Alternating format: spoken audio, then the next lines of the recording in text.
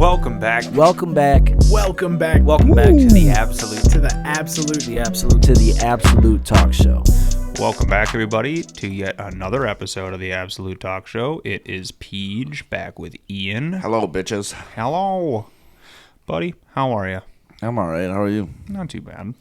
We got to delightfully watch the Packers get fucking creamed last night, so that was unfortunate. Yeah, they got teabagged. Dude, that was so aggressive. They got big time teabagged, and I love Green Bay. I'll never turn on them, but I will say this: you guys played like shit yesterday. Yeah. And granted, I also want to say this before anybody out there is like, could you do better? The answer is no. I am incredibly unathletic, and I would have dropped every one of those fucking passes. But could I do better? No. But I also don't claim to be a professional football player. Yeah, and I don't get paid millions of dollars to fucking play a game, dude. So exactly. No, I don't get paid millions whether I win or lose. So yeah. So that really sucked. We did. You and I got to make the intro though. Yeah, that was pretty cool. So we got that working. That was dope. Yeah, so y'all can expect a new intro here very soon. Yeah. I'm currently workshopping it in the meantime, so it'll be at least a week before we end up having the intro. I'm gonna assume maybe 2. We'll see what happens, but yeah, it was really fun making that with you, and I was thinking about it, and I was like, dude, for like a lot of my beats that I put on the album, I should have you just come through and just hang out with me because you and I were just vibing. It was just fun. Dude. It was so much fun. I had such a good time. Yeah, it was cool. But yeah. And yeah, I don't know that. So the fucking making the beat was super fun. I'm excited that the beats are going a lot better for me now because now I'm finally starting to get the album going and I'm starting to like record shit for it. So oh yeah, I'm very excited about that. Hell yeah. Yeah. Do you have an album name decided yet? Not yet. I'm thinking. Sorry, you guys are gonna have to excuse my voice this episode. I got fucking bad throat shit right now. Yeah, he was gargling me too hard last night, so. Yeah. Yeah, no, I'm super stoked. I don't know what I'm gonna call it. I'm thinking what I'm gonna do is probably just write a bunch of songs for it, you know, and then see where the album feels. Well, my plan isn't even to stop when I have enough for an album. Mm-hmm. Like, my plan is to just write a bunch of songs, like, probably way more than I need for an album, and then pick the ones that I think are the best and go together the best. And then after I do that, I'll pick my favorite song on the album, probably, and I'll either name it after that song or I'll take the overall feel of the album and I'll come up with a name for it myself. Perfect. But either way, I'm really excited. I feel like it's been so many years in the making where it's just like all I needed was to dial in on the beats, dude. That's like the only thing. And now that I have it, I feel like Thanos. You know what I mean, dude? I feel like I could snap and it's just like it's over, dude. But I get that. Yeah, I'm excited. That'll be cool. Dude, pause. We're going to move on quick. I have a video that I want to play for you. Okay. And it made me think about you guys. And I'm sure you're going to appreciate this. There's this guy on TikTok. He is funny as fuck. But have you seen the guy? He like dresses up in like a frog costume. Oh, have you seen this guy? And he does a podcast when he's in a frog costume all the time. Yeah. I've never like I know who you're talking about, but I've never actually like watched his clips very much. Okay. So, I've seen a couple. This is my favorite. This one made me think of you guys. So, this is him fielding a call. Okay? Somebody called in. Okay. And they were talking about their work situation. Okay. And I was like, oh my God, dude. If I didn't have a fiance, this is me and the dogs right here, dude. Which might confuse you just from that, but listen, it's so good. I'm just going to play it. You'll like it. committing marriage fraud for money. What exactly is marriage fraud? Oh, I've heard My this. job, you're married, you get paid significantly more money. So me and one of my buddies decided to just get married. And now I make a bunch of money and I buy him things sometimes and it all works out good for the both of us. At work, I have to kind of tiptoe around the fact that I'm not gay. Well, Scotty, I have news for you. If you and your buddy are legally married, there is no fraud being taken place. Yeah. You don't have to be gay to get married to a man. You did it. It's true. I Yeah. love him also. I love my husband a lot. Scotty, Dude, the end is what got me, dude. Because I love my husband a lot. Because, dude, I was thinking, like, if it was me and the boys, dude, like, if you and I worked at a place where that was the case, and we were, like, 30 or 40, like, if we were older, Yeah. and neither one of us had any desire to be with a woman, we would 100% do that. Dude, why not? I would totally marry a homie for the benefits. Dude, I would marry you for the benefits. Dude, straight up. That sounds really bad. And also, my favorite part is right at the end, he goes, I love him also. I love my husband a lot. Yeah. Like, dude, it's so genuine. It's like, Yeah. yeah, dude. It's like, that's my dog. Dude, I feel that 100%. I know. And I think it's so funny too, because he's just like, well, I hate to break it to you, Yeah. but you did it. Like, It's like- you married him. It's not illegal. It's not fraud. It's questionable, but Yeah. not illegal. Yeah, the grounds that you got married are questionable, Yeah. but Yeah. technically, Yeah. it's not fraud. No, you just made a smart call, technically. Yeah. That's what you did. Also, we were talking about this last episode, so I got to bring this one up, too. Okay.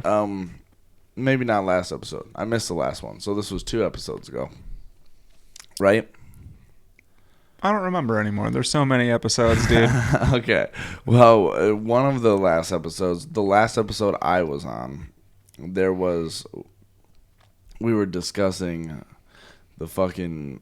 my hero who sent her vehicle off the back of a tow truck. Yes. Okay. The woman that Dukes of Hazzarded her car off the back of a tow truck and flung it 120 feet. Correct. And then I proceeded to say, I don't blame her. I get the same feeling when I see those big like tractors or combines and then small cars or vehicles. Dude, intrusive thought just drilled right in there and it took hold. Yeah, here you go.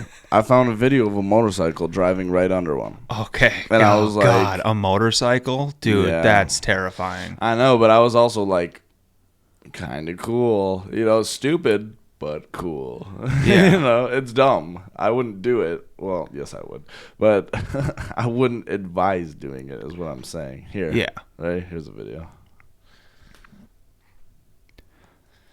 It's like a first person point of view, and he just fucking. Oh, that was under a tractor. Yeah, like right under it. Like, Yeah. But one of those big, like lifted tractors. Yeah, like, one of those massive ones. Yeah, no, and I saw that and I was like, oh, dude, I gotta fucking bring this to the podcast. It's literally what I'm talking about. Like, they're the same thing to me, though. Yeah. Like, I see the tow truck and I'm like, I want to jump that. I Yeah. see that thing and I'm in my dart. I'm like, I might be able to squeeze under that. Like, I want to try. It's like, I'm not going to make it, but I want to try. Yeah, so. the precision that would Dude. be needed to take place. The on that. only thing you can maybe do that with is a motorcycle is one, and then like maybe a Miata or like a smart car, Yeah, like something. it would have to be real something, small, yeah. dude, so small. Have you ever seen the video of a motorcyclist that I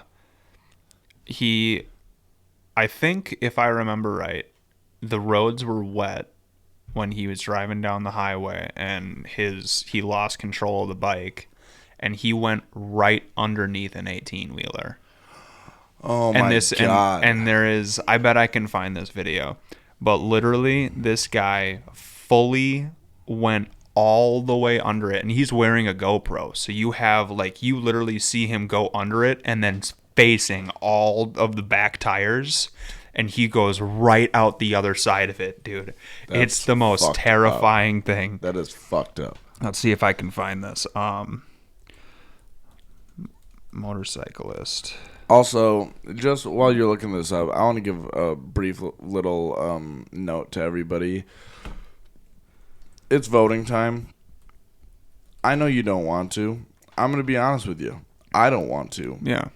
it's your obligation. It truly is. If you leave it to everyone else, you're going to be part of the problem when shit goes bad. You need to give your input. Exactly.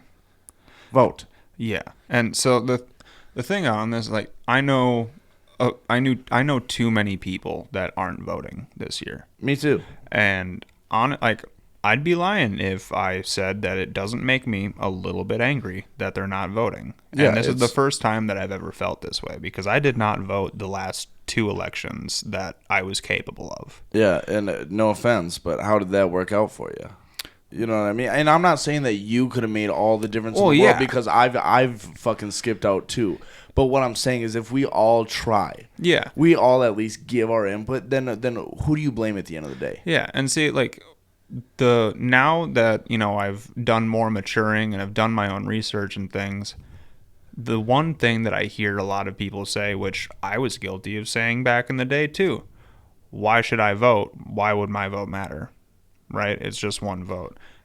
Here's the thing. It does matter. There is 1 million plus people out there that have that same exact thought process. It matters. So it's just like, first of all, if you truly don't think that your vote matters, then all the more reason why you should just go vote.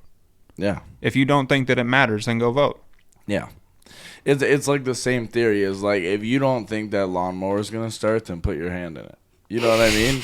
You know what I mean? Because nobody's going to do it because they know deep down, they're like, this thing could fire right up. It's the same thing. It's like, it's not going to work, huh? Okay, then do it. Prove it. It's like, yeah. I mean, way different levels. We're talking about losing a hand, you know, but same general concept. All right, let's see. Yep, I think this is it. Rider crashes under a semi-truck. Oh, nice. You got it coming through the fucking headphones now. I like that. I do, but when I do that, you can't hear. The audience can't hear it, so I'm going to revert that so the audience can hear it. Is this the same one? Yeah, okay. Fast forward. Here we go. Okay, so he got the speed wobbles. Yeah, so he loses control. Got the speed wobbles. This is on a Ducati. You can see that it's a fast bike. And lays it down right underneath the truck. Oh my fuck.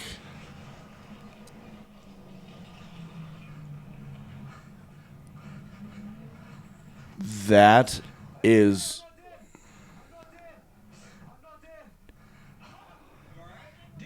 Dude. Is he saying I'm not dead? Yeah, he's literally standing there going, holy crap, I'm not dead. I'm not dead. And literally, they're like, the whole highway stopped once this happened. And these guys got out, and they are just beyond worried. They're like, dude, seriously, are you okay? Be like, his pants are shredded. Yeah, dude.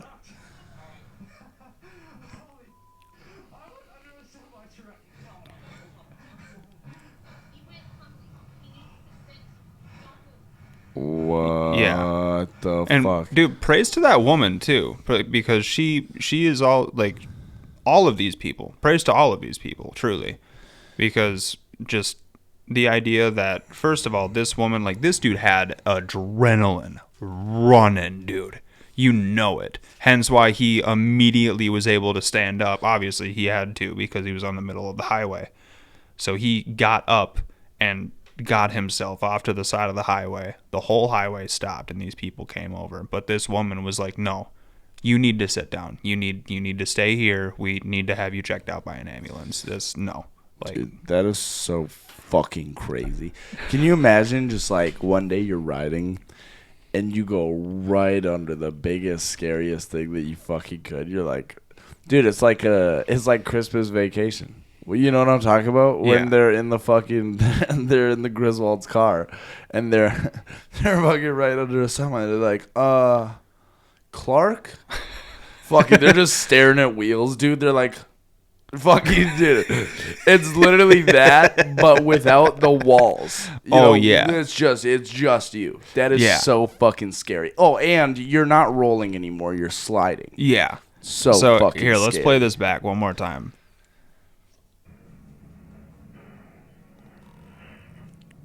Nothing but wheels, dude. Oh my god. Dude, and honestly, can we talk about this too?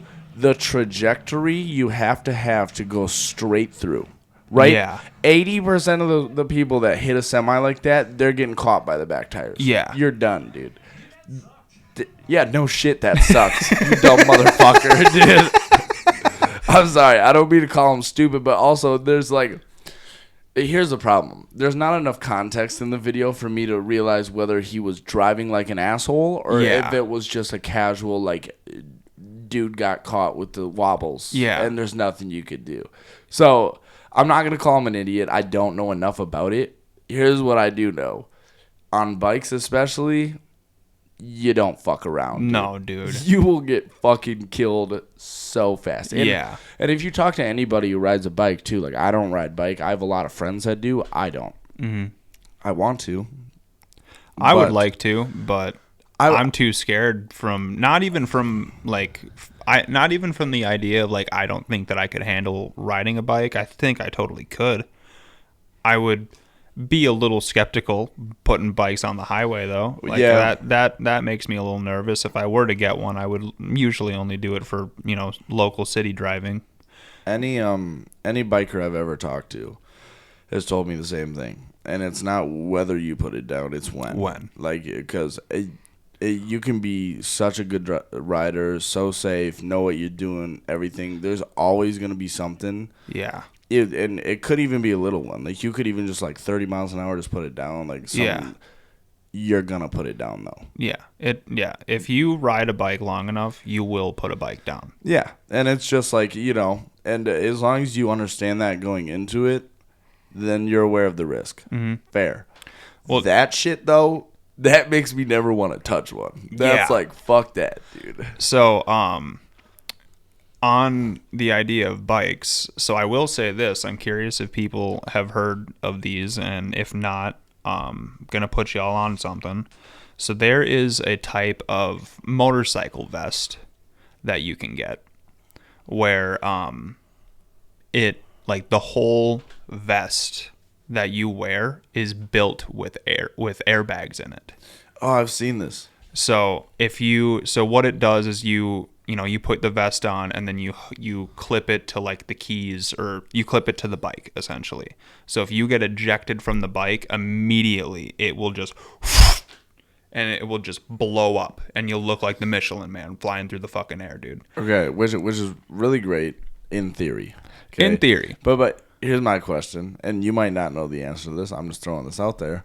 Realistically, how much is that really going to save you from? You know what I mean? Like, if you're doing fucking, we'll say you're going normal speed limit, like 60. Like you're going 55, 60 on a bike. Okay? Yeah. You hit a deer, you get ejected, you're whipping through the air at Mach Jesus. Okay? What do? Oh, shit. Hold up. Hang on. Yo, we got Spoon Mang. Oh, Spoon Mang. On the phone. Yo. What's up? Nothing. You're on the podcast right now. What's up with you? Well, I'm currently en route. Perfect. We'll see you shortly. Oh, you're coming by. Yeah, I texted you, you bum. Oh, shit. Oh, shit, dude. Damn, dude. The podcast, they're going to be stoked. The Spoon Mang is back, The dude. Spoon Mang is back, All right. baby. All right, dude. Yeah, we'll see you when you get here, okay? All right, I gotta figure out how to find this fucking joint, but I'll be there. Okay. All right, buddy. Okay, yeah, look for my car outside. Well, Abe's car. You know what that looks like, right? There's a lot of fucking cars outside here. All right, I'll find it. Okay. All right, bye. Bye. What a dick. I love him, but fucking asshole. Anyway, yeah, show me this vest. Let's see what's up. So, this is the one that I think I'm Because thinking of. don't they have some in the forearms too? Like, it's the whole thing. So it literally just looks like a typical jacket, but once it let's see if this little video shows it. Okay, we don't need a whole 7 minutes, but so here it shows all the airbags are built into it. Honestly, okay, so realistically, now looking at it, this might actually save you from more than I thought it would initially. Yes. I'm not going to say it'll save you every time, because No. I'm a firm believer that if you crush something fast enough, that's not going to do shit. Well, so what it But- comes down to is when you get ejected from a motorcycle, yeah. the number one thing that you know that you're in for is 90% of the time broken or fractured bones. Yeah. On top of Road a rash. hell of amount of road rash. Lots dude. of road rash. Yeah. This is made to protect that, but also what it does is it also is built to when the airbag is deployed when you're ejected, one of the airbags that's in it is a collar. So when the airbag goes off, it will literally have a brace around your neck to prevent whiplash. That genuinely is the smartest thing they could have put in that. Yeah. Yeah. Yeah, so it has goes up the neck to prevent the whiplash, and then after that, really it's not a guarantee that it's going to save your life. Well, it's definitely way safer than not wearing anything. Yeah, and here's the truth though, neither are airbags in cars. We've No. seen it a million times, dude. Hell, there's been incidents where they fucking kill people, you know? Oh, So yeah. it's not a foolproof plan. Like, it's not 100% guaranteed. But I'm going to be honest, I would take that over nothing. Is he here? Brandon's here. Y'all, we'll be right back. All right, there we go. We're back, and we got Brandon the Spoon Mang Hanson back.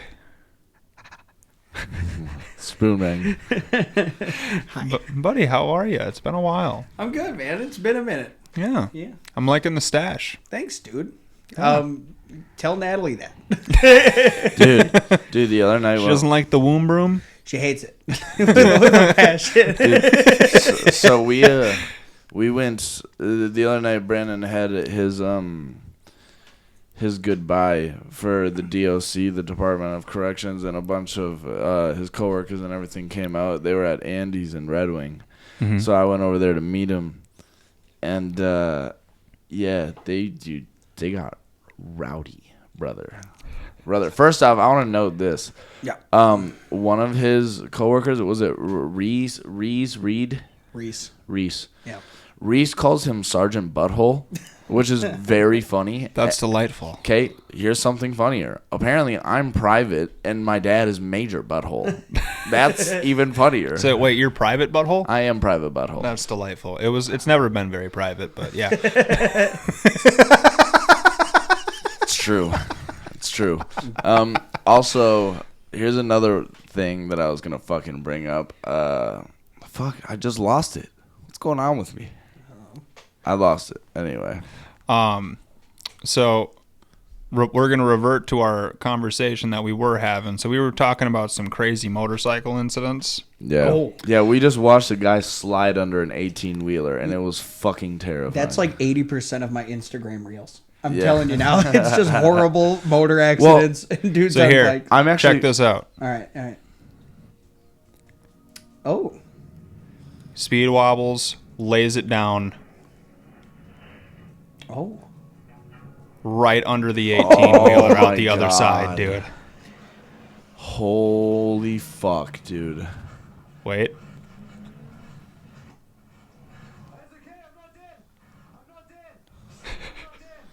Yeah, that's a real human reaction. It's okay, I'm not dead. That's I'm not dead. That's a very human reaction, dude. I'm not dead, dude. Holy fuck.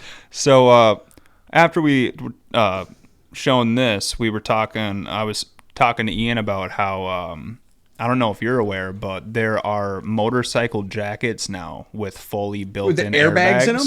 Mhm. I've seen those. Those things are cool. They That's- are cool. Damn, don't let me forget. That's what I was going to fucking say. you've put down a bike. You weren't going insanely fast, but you've laid one down. Yeah, yeah. Well, and we were talking about it before you got here because, again, I don't ride bike, but I know a lot of people that do, and every fucking one of them tells me it's not if, it's when. And right? how bad, yeah. Yeah, it's when you put one down because you're gonna. Yeah. Yeah, mine was, it was no big thing. I was going around a curve and just hit a patch of sand. And I went from being like, all upright and stuff to like not, Yeah. Didn't you say you were on gravel? No, it was like gravel and sand like in the road. It was on asphalt, but I was Bad conditions, though. yeah, but I was riding like an idiot. I mean, I wasn't riding like an idiot, but I was not wearing the proper like PPE like an idiot. I was wearing I can tell you my exact outfit. It was cargo shorts, Chuck Taylors. Shorts? Yeah. First off. dude. And hang on, it gets worse. A Britney Chuck Spears Taylors. t-shirt and in lieu of a helmet, a backwards Miller Lite hat. Yeah, that sounds about right. Dude, that is the most Brandon outfit if I've ever heard one, bro. Yeah. But that Britney Spears shirt shredded. That was the real loss. Just that shredded day. apart. That's the real loss. Well, yeah, It wasn't the bike. Dude. Yeah, I jacked up my hand pretty good, but past that, I mean, I bonked my head or, whatever, but Boink. Yeah. yeah, it didn't tickle, man. Speaking of which, this gentleman here in this video, he's got a helmet on. Yeah, he does. Can you imagine if he would have went down there no helmet and just racked his head underneath that thing, dude? Well, dude, and Fuck. see, the thing is, too, I can only, I wish that we could find out what actually happened to him after this. Because, Invite him you on. can see his pants are just torn to shreds. Yeah. Oh, yeah. Oh, yeah. He's got bad road rash. Yeah, It's insanely. like skin graft level, like you're Yeah. gonna, that's Yeah. bad. Yeah. So, oof. Can only imagine. So, yeah, man. I mean, and it happens so fast, and like to just hit the ground like that and be sliding, and you're like, okay, but then look up and see the bottom end of a semi, and you're like, Well, dude, not only that, but just looking straight on and seeing the tires. just the wheels. You're like, Yeah. Fuck. Dude, there is an alternate reality where this dude did not make it through that. yeah. 100%, bro. Oh, yeah. Yeah, for sure. Hey, Brandon, you want to remind me, what did you call a butthole the other night? I have a lot of slang terms, but I think the one you're referring to is stink wrinkle. Yeah. Yeah, that is the one I'm talking about. That's a great fucking nickname for a butthole, dude. Well, I know that this man's stink wrinkle. Dude, watertight. White dude, you could hold a gallon of water in that bitch. Dude, Wound tighter than a snare drum, boy. one of my coworkers called his butthole a balloon knot, and that Yeah. one also God. got me. I was like, disgusting, dude. Well, I remember the first time hearing the term balloon knot, and I'm like, what? And then they're like, It tracks. they're like, imagine looking at a balloon from the bottom. I've also heard pink starfish. The pink star, yeah. Yeah. Yeah. The chocolate starfish. Yep, that one. The brown eye. Anyway, moving away from butthole terms. Yeah, sorry. Sorry. All right, guys, if you want your podcast to be lame.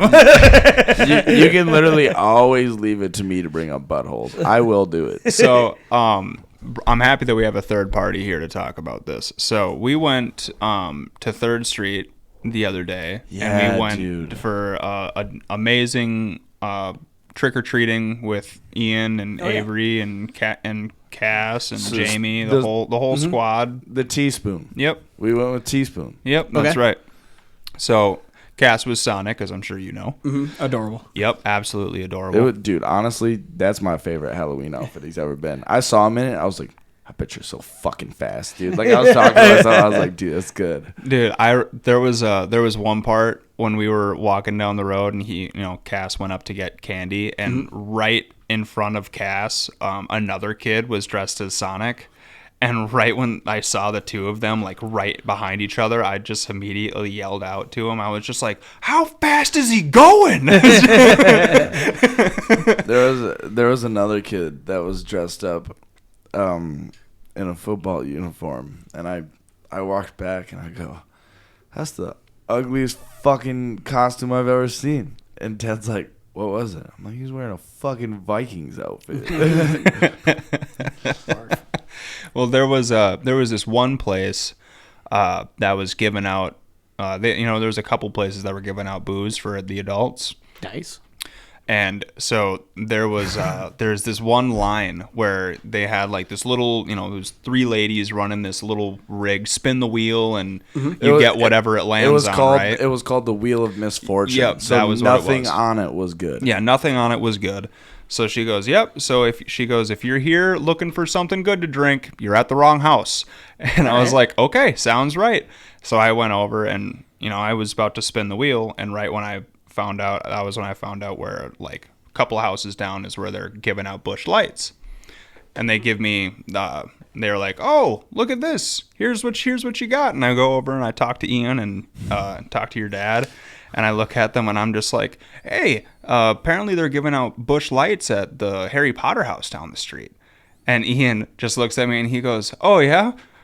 What's that you're drinking? And I was like, a warm Busch Light. Dude, I laughed for fucking 5 minutes. Ian just keeled over immediately. It was the timing because I was like, oh, nice, dude. I was like, well, what's that? He's just like, a warm Busch Light. I just fucking lost it, dude. It was, dude. I was so quick and genuine with it. It was just like, yeah, no, they're giving out Busch Lights down the road. What's that? A warm Busch Light. Yeah. When we got to the pirate house, that was one of my favorites because that was cool. Because Cass was walking up, and there's like a bunch of pirates. They have like a ship in the front of the house that all the pirates are standing in.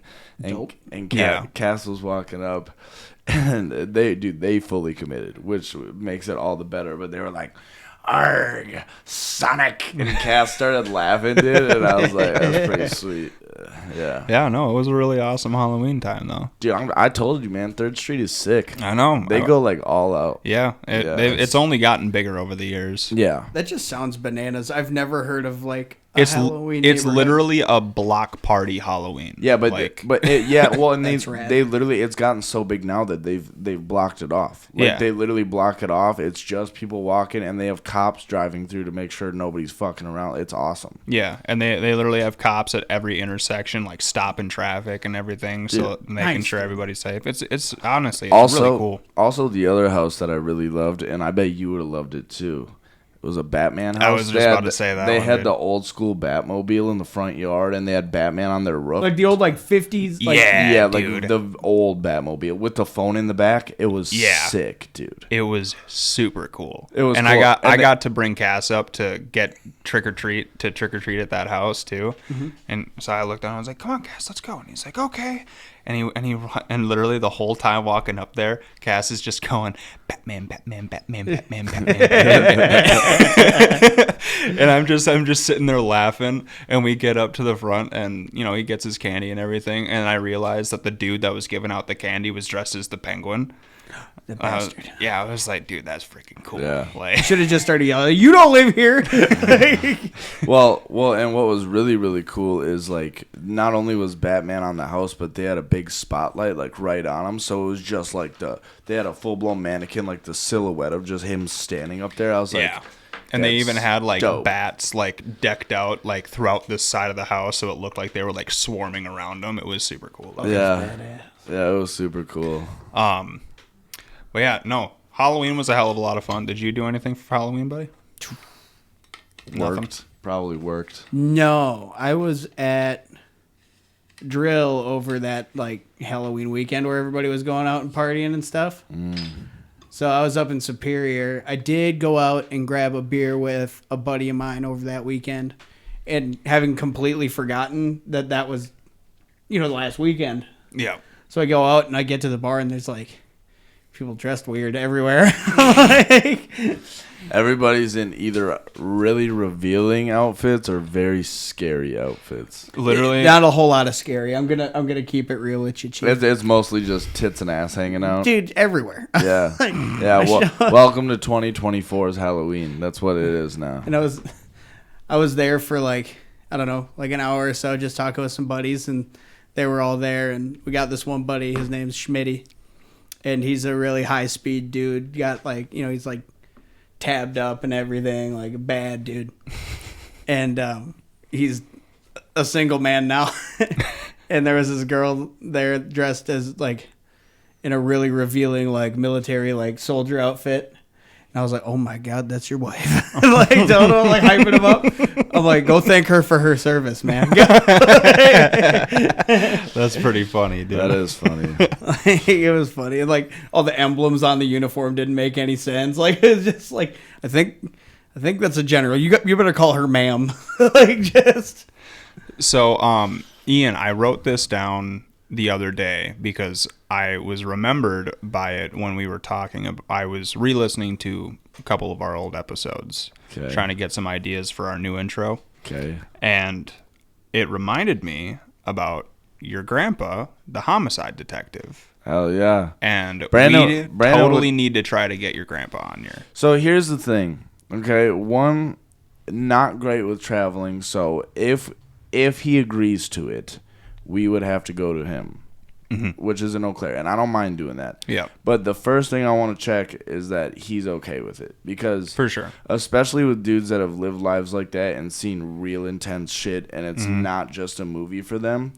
Some of those guys, not all of them, some of those guys don't talk about it. And my grandpa, 100%. he's very forthgiving with us. I don't know how he would feel about giving it to the public, but I'm willing to ask him. Yeah. But if I feel any hesitation, though, I won't push, because it's just like... No, absolutely.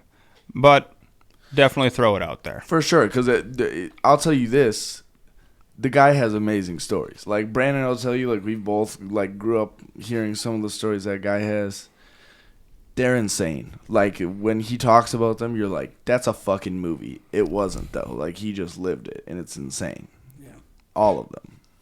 So, I also, when I was going through everything, one of our hilarious things that we love to talk about on this podcast is the very simple idea of don't be a donkey. Yeah. It's very easy. Very, very easy. But I ended up finding out that there is a don't be a donkey video, or don't be a donkey board game.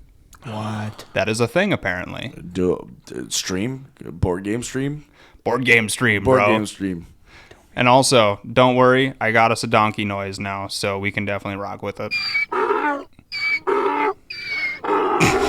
That is fucking great. That's everything I need, dude. That's so funny.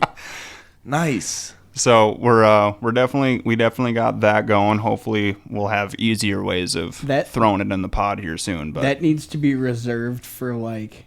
It's gonna definitely be used for censoring. That's going to be one thing. Hey. Beautiful. Hey, also. Sorry. No, you're good. I was just going to say also, like, awkward silences after a joke flops horribly. Yeah. There you go. Beautiful. Drop it. Yeah. Or, like, just when somebody says something really, really dumb. I gotta get, like, some crickets and shit, too. Yeah, you gotta hit, like, somebody cue the donkey. Honestly, the way that the new intro exits out, you could also throw a donkey noise in there. I'm not saying we do. Yeah. But you could. I got a lot of funny clips of us for the new intro, so it'll be a good time. Yeah. Whole lot of.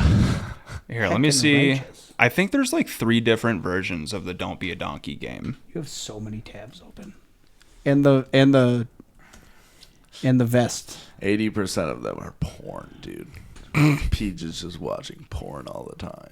Why does it say your name? Don't Be a Donkey, the card swapping carrot grabbing game. That's ridiculous. There you go. The carrot grabbing game? Yeah. I don't understand it, but I'm kind of intrigued. Yeah. So definitely going to have to look into maybe getting that one day. Yeah, that's super funny. Where can you buy it?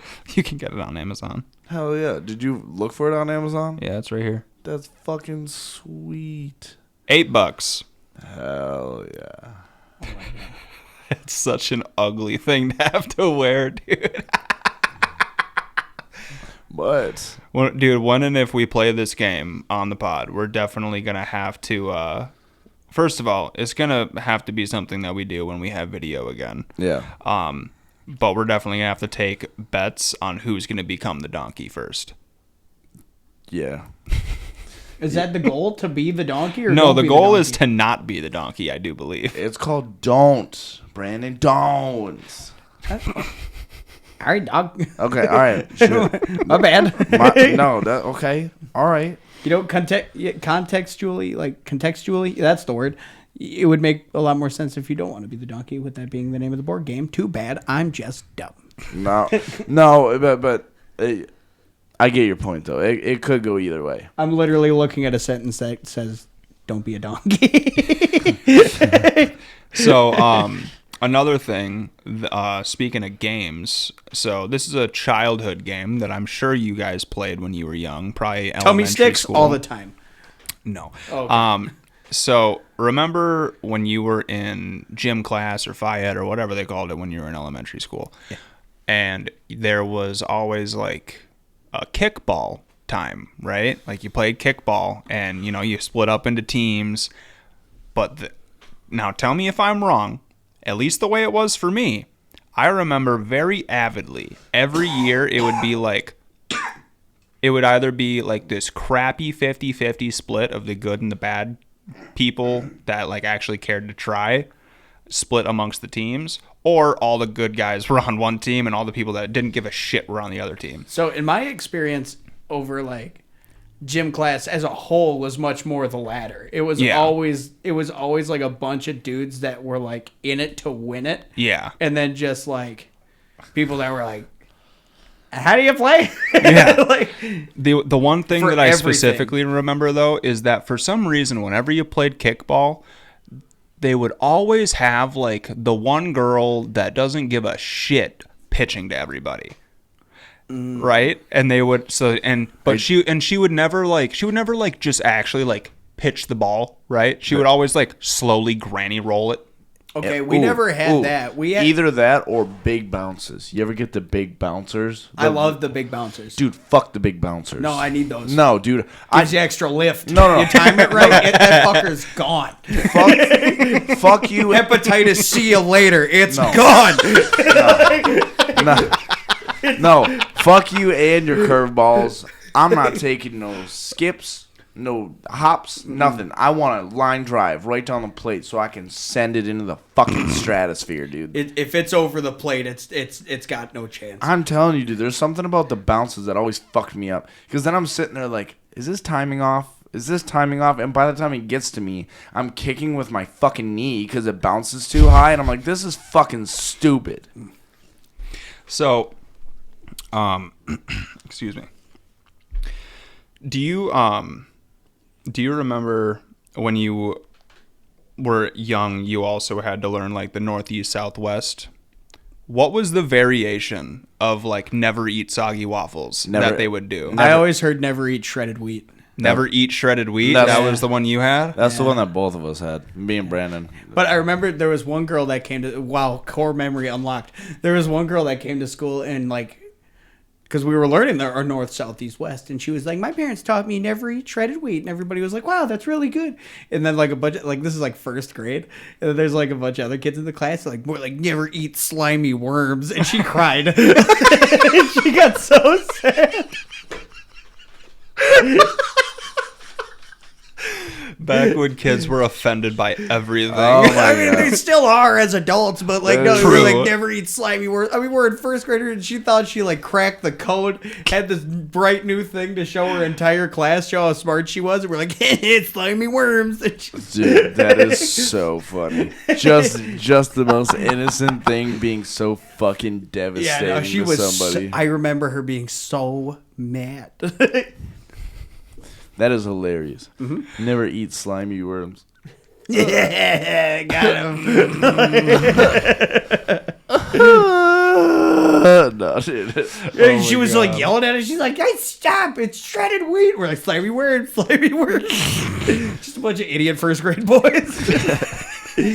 See, I remember when I was in first grade, slightly convinced that I had brain damage. What?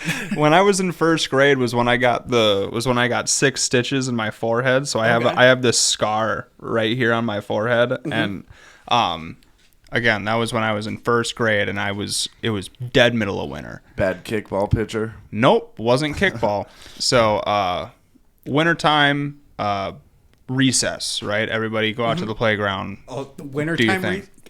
wintertime recess. Can we come back to that later? Yeah, Winter recess hit different. it did. So Until a sock came off in your boot. So back then was the school that I went to. They changed it now. Nowadays they have wood chips, but back then it was all sand. And when it got into winter, that sand became concrete. Yes, it does. But the other thing was that because of how much snow was on the ground and how like packed down it got, like the ground outside in the playground was like a foot higher than it usually was. Little me didn't think about that, and we were cooking, playing some tag, dude. And I was fully winter geared up, got the puffy jacket, the snow pants on, got my big old hat or whatever, and I was full sprinting underneath the playground equipment, which usually I can just run underneath that shit, right? No problem. Yeah, well, it's about foot shorter now, so I went full speed and just and laid myself out, knocked myself out, and woke up on the ground covered in blood and literally just like sat there and I'm like, what's going on? And I like felt my whole face was covered in blood, and then I looked around, my whole body was soaked in blood. Yeah. And I get up and I like walk over to the recess attendant lady and I go, teacher, and she was like looking away, and she like turns over and she goes, yeah, oh my God. And she just immediately grabbed me and ran me into the nurse's office. And I remember I sat in there for like 2 hours because they refused to call 911. They made me sit there and wait for my mom to come and pick me up and bring me to the hospital herself. Why would they refuse? School policy, I guess. Donkeys. Classic. So I was there, and you know the shitty single ply paper towels that are at like every Walmart or whatever, like any dispensing type of paper towels, just that foot long, like the foot wide roll. Went through a whole one of those with my blood, just sitting there waiting. Yikes. Yep. You know, there was one time when I was in elementary school, we had a tire swing at our school, and it was winter, and I was all decked out in my winter gear. I'm sorry to interrupt. Is this on like the old jungle gym? Like the old wooden one? Like the OG tire swing? Yes. Yes. I love that thing. Dude, it was great. Yeah, it was pretty legit. But I was on it, and I forget who was pushing me, but somebody was pushing me. And I got going so fast that I kind of had gotten sucked down into the middle of the tire swing, right? Because you would sit on it like this, but then I started getting sucked down in it, so I went down ass first, and I was like, ugh, and I started going like that, and my whole back like bended. And I remember this because as I got sucked down, my jacket stayed up though, so it pulled my jacket up my back. And then when I eventually hit the ground, because the tire swings weren't that high up, I got lowered far enough to the ground to where my back hit really sharp ice, and it cut the fuck out of my back because I was going in circles. And I remember what?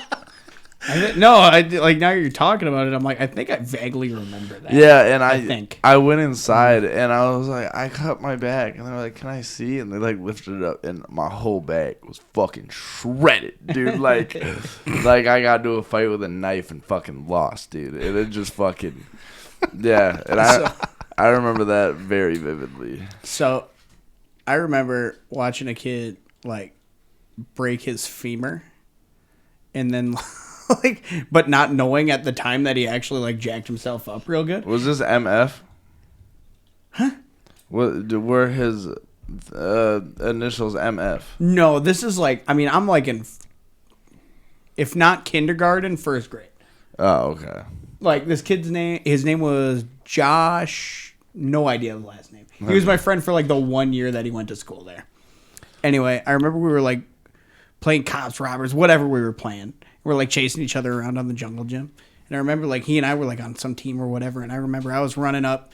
There's like, we're on like the top platform of the jungle gym. And where I'm running, there's a set of stairs and then a curly yellow slide. You know the one. picture it in your head. It's the same one. So I had one of those at my school. yeah. So I know I'm exactly what one you're talking about. I'm running, and I see Josh dips out the side. Like, he jumps off, and there's like a little like fire pole thing that you can slide down. But like, he didn't grab the pole. And so he just jumps. And like, I remember like kind of like looking and seeing him fall and land kind of funny. And then kind of like looking back now, I should have known he was hurt earlier, but he kind of like landed weird and he kind of like gimp crawled away. Like, Oh God. but like, it happened so fast, like, and I didn't see him. So then I kept running. I'm like, screw that. I'm not going that way.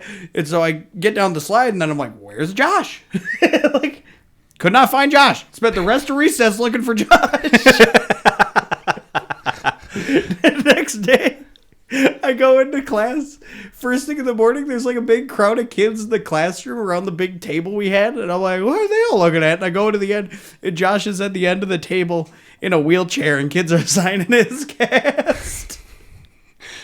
I remember there was this kid and when I was in elementary school, there was this part of the playground where it was probably like 6 feet high. It was like a platform about 6 feet high. There was a little ladder, but there was like this wide open spot for you to like climb up, go up the little ladder, grab the bars, pull yourself up. There was one kid named Alex that I was really good friends with back then. And I just remember, I don't know how it happened exactly, but he fell off of it right there and just right down, and he broke his arm. Fell. Yeah. And after that, the school like boarded up that part so that way kids couldn't go up or down it on that side. Boo. And I was just like, what's the logic here? like I understand the kid got hurt, but like, it's a playground. Honestly, like, you think about it, like, it's amazing more kids don't get hurt on those things, because you look at them now, like, I guarantee if I'm unsupervised on a playground today, right now, for more than 30 minutes, I'm leaving hurt. Yeah, I will have at least pulled something. Like, Dude, it's a miracle more kids don't die on playgrounds. I had two best friends when I was in kindergarten. One of their names was Luke, and one of their names was Devin. And Devin and I, one day, we were on the monkey bars, and somebody decided it was a good idea to have a chicken fight. Mm-hmm. Okay? And unfortunately for Devin, I'm built like a spider. So I fucking grabbed this motherfucker's legs with my legs, and I tied him up, dude. Here's where shit went south. He started asking me to let go, but I was 5 and stupid, so I didn't. Eventually, he let go of his hands, and he fell straight back, and he crushed his fucking head on the corner of one of those steel beams. oh God, Like right on the corner. And he sprinted inside, and he came back again the next day, and I think he had staples in his head. Like, I'm the reason that kid split his head open. And I felt so bad. I remember after he hit his head and I saw blood, I got really scared. So I was like running with him like it was the end of the world to get back to the teachers, because I was like, oh my God, don't die. Like in my head, I was like, please. Yeah, and, there was a lot of blood though. I remember Devin. Yeah, dude, Devin was so funny, and it's so weird how he changed. As a little kid, he was a crackhead, and then when he got older, he was very quiet. Super quiet. Super quiet. And it was funny. It was very weird. But I wrestled with him for a little bit. He could not keep his nose from bleeding to save his freaking life. Yeah, he got it cauterized like every freaking season. Yeah, well, and I remember he used to get him in class. Like, I would have classes with him, and he would just fucking like, oh, my nose is bleeding. I'm like, that's the 5th time in the past week. Like, that's insane. So, I think that we can all agree that when we were in elementary school, that was like the introduction of having to, as a guy, because, unfortunately, ladies, this don't apply to you. When you went into the bathroom as a guy and you went to the urinal, you were left with a choice.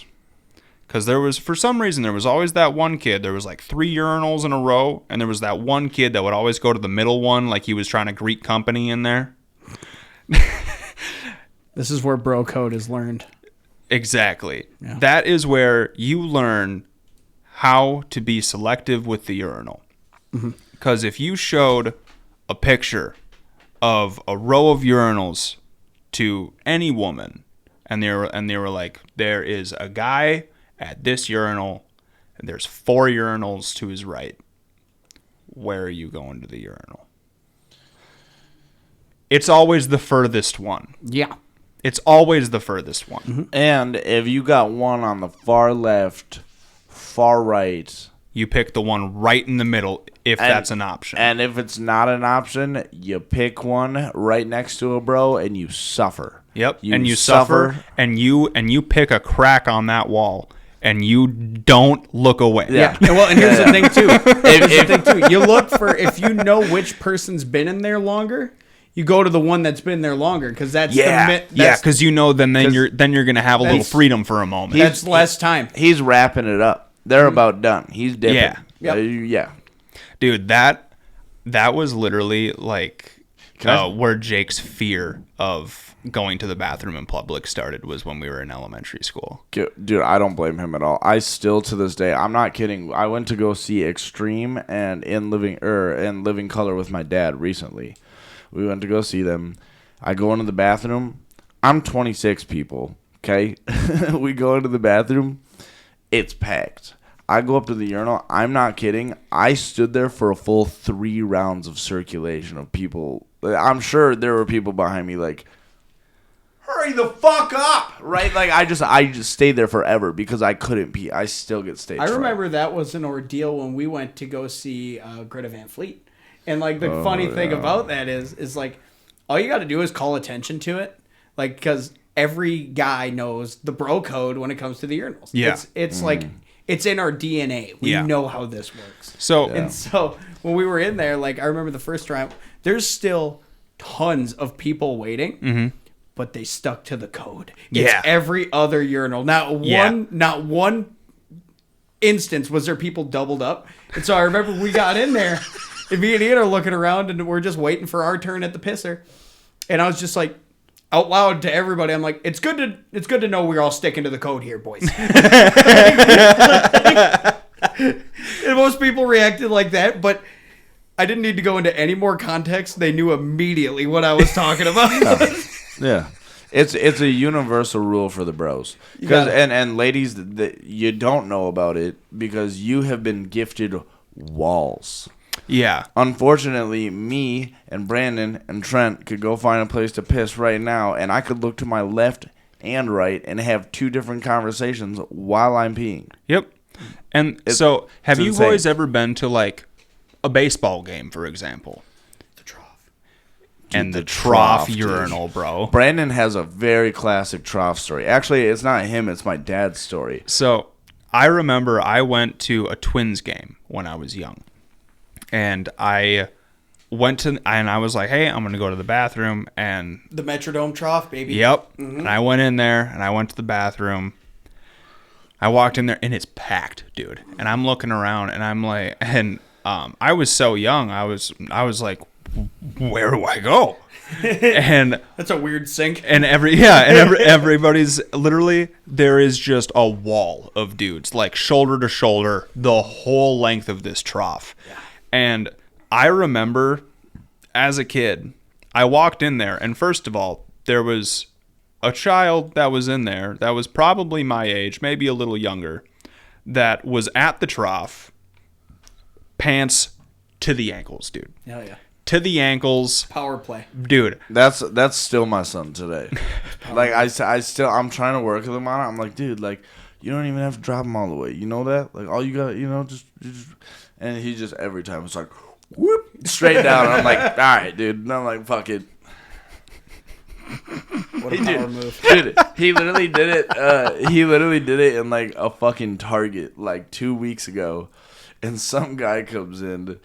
And he, like, looked, and then he looked away, and then he looked again. And when he looked again, I kind of went like this. I was like, and then he made eye contact with me, and I think he realized. I was like, fuck are you looking at, dude? And then he didn't look back again. But I was like, ew. I was like, what are you doing? See, the thing is, scoping though, out is little like, boy butt, you fucking weirdo, dude. I totally understand your thought process with that. However, what I'm sure his thought process is he was not prepared to No. walk into a Target Nobody's bathroom prepared for and that. just see child ass. For sure.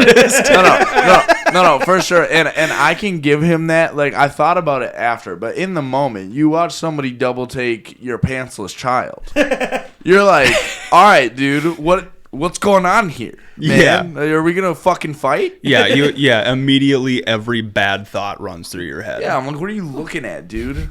Am I gonna have to kill somebody? Like, fucking go in the stall and piss in there, you weirdo. But, yeah. No, there is definitely a bro code to it. So we just had daylight savings, as I'm sure you boys are well aware of. Yeah. Why? Why? That's my question. Why? Why is daylight savings a fucking thing? I think with the way that yeah, I don't have an answer. Fuck it. I don't give a shit. So like the initial reasoning for daylight savings is to make up for, we have the leap year every year, and that's to kind of reset us, but the daylight savings is also a part of that. And it doesn't make any sense to me because we're not truly gaining or losing an hour. We're just losing the hour in the beginning of the year and gaining it back in later in the year. Yeah. Well, and with that, You're making me change my clock twice. Yeah. Why? Let me explain something to you fuckers. That fucked me the other night when we got hit with that. Way more than I thought it would. Because that was the same night I came to see you. oh yeah, It was the same night that you had your DOC going away party. And I got home hella late. It was like fucking 12:30. My lady was already fired up. Fucking she brought the cavalry out. Had both the cats. Like, where were you? Fucking, I was like, I was just drinking, dude. Fucking, I don't know, just getting drunk. She's like, you drove. And I'm like, I'm not drunk. She's like, Art. And I was like, no, of course not. Anyway, so she brought out the cavalry. She was pissed. But then we stayed up and we watched a movie. Actually, pretty good movie. Kind of a twist to it. Maybe I'll drop that on you guys later. That's not the point. Anyway, so I get home at like 12:30. We watch a movie. By the time I got to bed, I didn't realize we had jumped a whole hour ahead. I went to bed at 5 a.m. Yep. Real bad move. Rough. It was horrible. And then Cass woke me up at like 8. And I'm fucking standing there. He's like, Dad. He's got that fucking crackhead energy. He's like, now look what I drew. He's been drawing a lot of SpongeBob shit. He was showing me all of his SpongeBob stuff the other day, dude. It was really cute. He drew Gary. And I gotta say, this kid is a way better artist than I'll ever be. I fucking could never. But he remembers it, and he's pretty good about it. For a 5-year-old, I can't believe he draws that good. I'm like, that's incredible, dude. Yeah, just from memory. Yeah, it's amazing. Yeah. But he drew Gary. He's like trying to show me Gary. He's like, look what I drew. And he's got so much energy. And like, I want to be excited, but all I can think is, I'm tired. Like, I was so fucking tired. I was so tired, dude. It fucked me, dude. Because I thought it was like 3:30, and it was like 4:30, and I didn't fall asleep till 5, and it was atrocious. That's the latest I've been up for years, though. I have not stayed up so late in a long time. Not that late. I'm maybe 2 at the latest, but I don't. You won't see me past 3. Yeah. So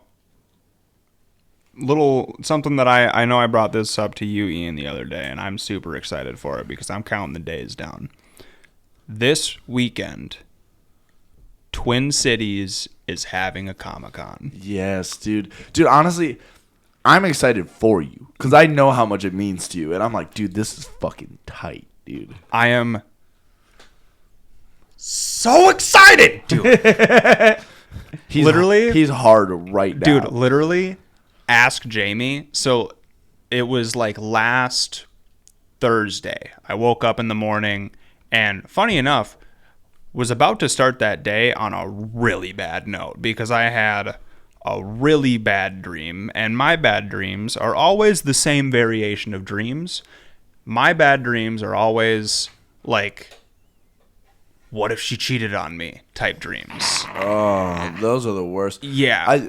Yeah. So I woke up in the morning and Pissed. I like just sat up and I'm just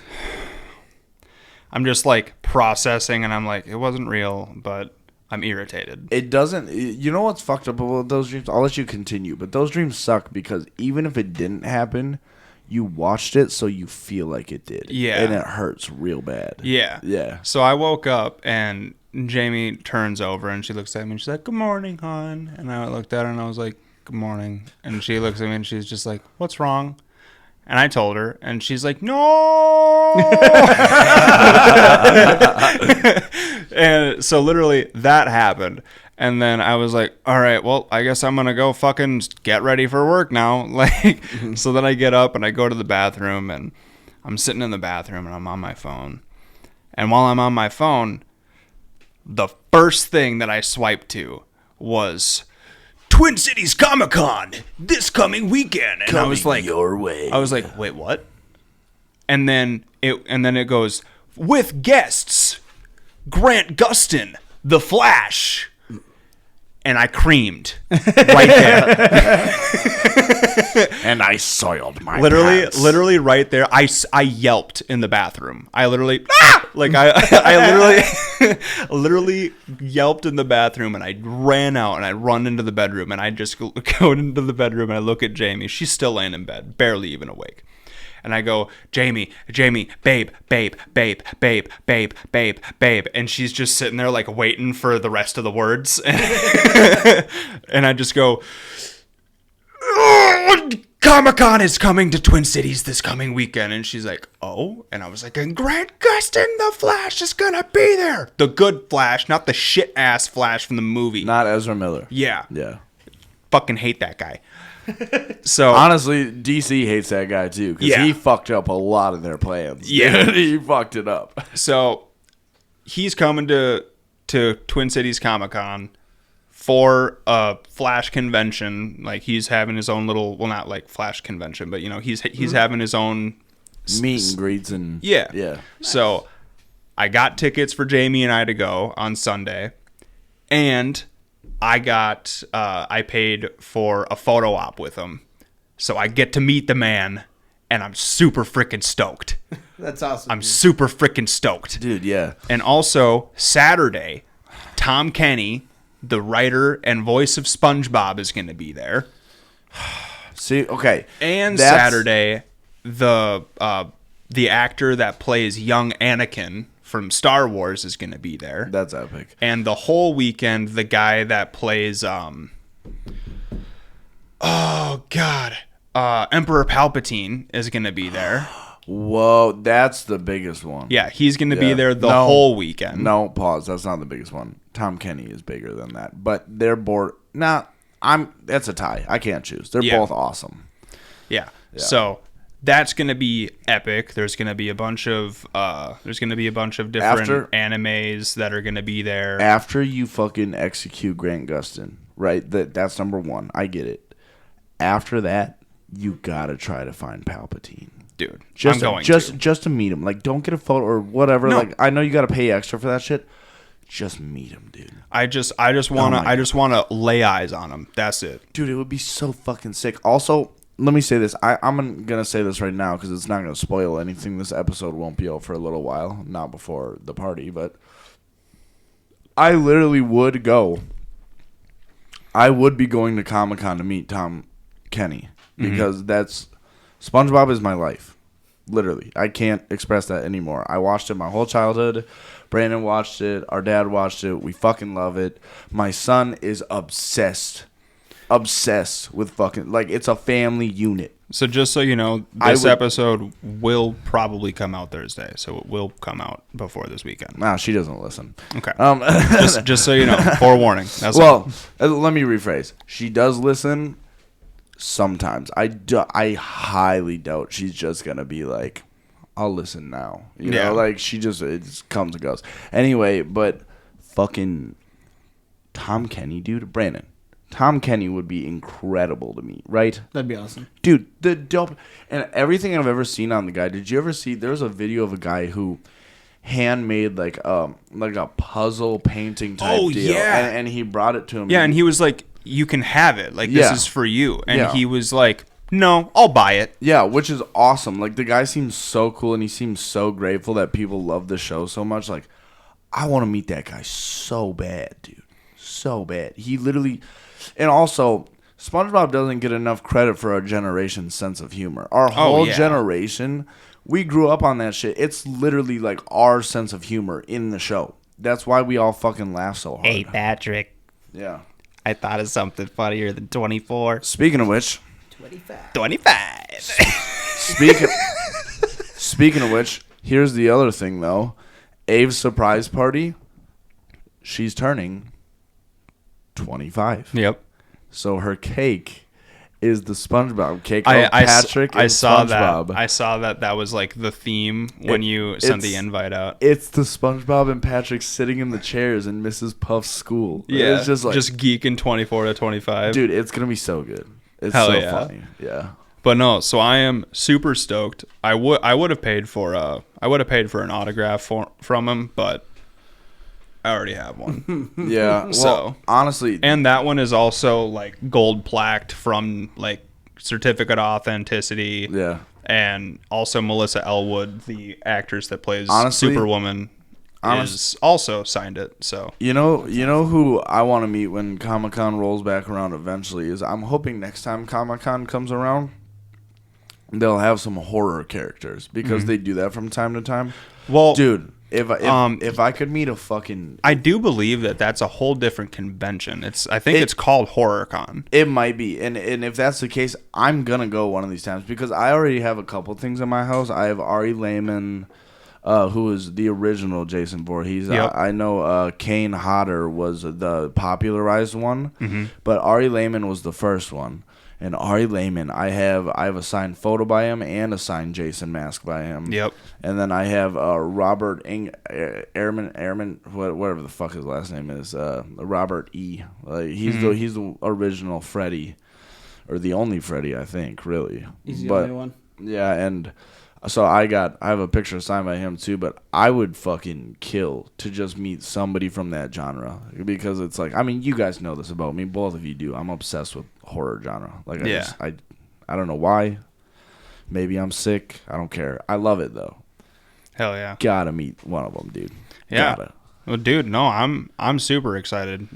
I have never gotten to go Dude. to a Comic-Con, and it's been on my bucket list for forever. Pause. Just real quick. Do you want to borrow my camera for that, or do they have a cameraman there who takes a picture with a? They have professional? a professional camera Okay, guy. good. And Cool. they're gonna give me an 8x10 print of the photo, and they're gonna give me a JPEG file. That's so. fucking so sweet, dude. I'm so excited for you, dude. Dude, Oh, that's so fucking cool. I can't even put it into words how Oh, excited dude, I am, dude, bro. I'm excited. You ever watch somebody get something that they've been waiting for forever and it just brings you joy? That's what this is. I'm so excited for you, dude. Yeah, dude. I'm beyond overjoyed. It's going to be tight. Yeah. Dude. So, all right. Moving on to the next thing. So Harry Potter, dude. So Jamie and I have been watching the Harry Potter series, finally getting her into it. How far are you in? 5 movies? 4 movies. Okay. We're about to watch the 5th soon. But I found out something very interesting about the Harry Potter films, specifically the 6th one. And I'm curious if you guys knew this.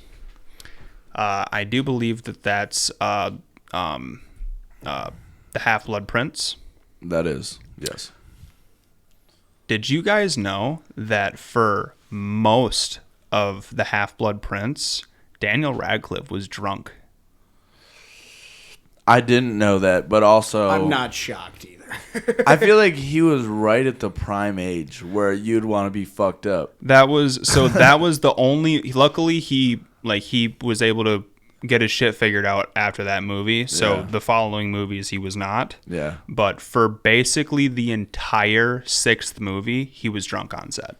Hype. And it was so bad that all the other actors could smell it on him, so clearly. Yeah. But when you go back and you rewatch the 6th one, It makes sense. you can just tell that he's sloshed, dude. Yeah, dude. Because like there's like one scene where Aragog dies, and it's Hagrid sitting there and he's all like weeping and crying, and they're talking about spiders or whatever, and then Harry just literally is just like, yeah, the only other thing that's scary is the pincers. Yeah, but Dude, he was hammered in that scene. Yeah, but and I know that it was supposed to be that way in the script because I think that he took something in the movie too, so he was supposed to be fucked up. That's why that was his reaction. Like in the movie, I think that there was a potion or something that he had in the movie, which is why he was like that. That was the one where he took. Was that the one when he took the luck potion? Maybe. Oh yeah, because he, or no, he No, it was the luck one because he randomly said he drank it because he got it from doing the potion in potions class and being the only one to actually execute it. Yeah, and then he took it, lied about giving it to Ron. Yeah, before Quidditch, and then he randomly took it, and then he goes, "I'm gonna go see Hagrid," and they're like, "Where the fuck are you going?" But it actually worked out for him. He went there for a reason, and it was weird, but I totally believe he was shit faced. Yeah, there's another couple little scenes from it where like he was like walking through like one of the corridors of Hogwarts, and he like went through a doorway, and there was like two people like right on the other side of the doorway that were walking towards him, and he like just like on a roll, just like you can tell he was drunk the way he was walking, and he walks through the door, and he literally just goes hi right when he walks through. Like it's just like literally everything in that. I'm like, dude, holy shit! Like, yeah. It's so funny. Honestly, if I can meet any of the Harry Potter cast too, that's another group of people I would just be like, oh my god, I have to. Obviously, you can't meet Snape.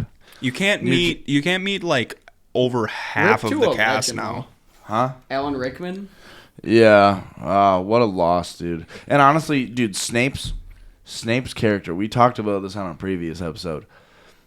The way that they wrote his character is fucking unmatched. Yeah. Find me another fucking series that did it like that. You spend the first fucking like 3/4 of the series being like, I hope you fucking get gutted. And then as soon as you figure out that he's like the GOAT, the greatest of all time, you're like, he's dead? It's fuck, dude. I think that's in. Is it in the first Deathly Hallows? No, it's in the second Deathly Hallows when Snape dies. It's the first. It's right at the end of the first, I believe. Is it the second? I don't remember. I'm pretty sure it's the second. Look it up. Somebody look this shit up. We gotta figure it out. I could have swore it was the first. Brandon, take a guess. First or second? I have no idea. Guess. I'm going with Part 2. Yeah. Oh, good call. Fuck. I'm gonna say part 2. Shut up. So, I'm sure that you guys also heard that they're remaking the Harry Potter series now. Yeah, we talked about this on a previous episode. Hear this. Mm-hmm. They're doing a TV series now. It's gonna suck dick. It's gonna be ass. So apparently, the writers for the series, get this, haven't even read the books. And when they announced this series, they said this is going to be based off of the Harry Potter books. Because there's a lot more detail in the books than in the original movies. Spoken like a true politician. But Why it's can't like, you just leave good things alone? yeah, Man, it's like why can't things just be fucking nice? it's like, listen, I don't care how much money you think you're going to get from this. This is not even nearly going to touch the immaculate Harry Potter series that was already created, because the fact that they were able to make a series that lasted like, I think it was like 11 years of filming in total. That series literally that series was I lost my train of thought. God damn it. What? I don't know. Why are you looking at me like that? What am I doing? I'm just watching you. What the fuck are you doing? You're fucking looking at me like No, but this is okay, a that's what I was gonna goddamn say. outrage. That series was literally the one thing where, first of all, they were able to get all of these child actors and keep all of them for the whole duration of filming. Not just filming, their whole childhood. Yeah. Was over the span. The Harry Potter movies is the only film series where you actually get to see, like, children grow up. Yeah. Like, you actually get to see them go from adolescence to adulthood. Some fucking jackwagon is like, let's do it again. Yeah. And they're like, we're going to make a season per book is their idea now.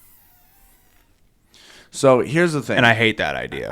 It's so dumb. Here's the thing, okay? And I need you guys to agree with me here, okay? On topic but off topic. Neville is the GOAT. Yeah.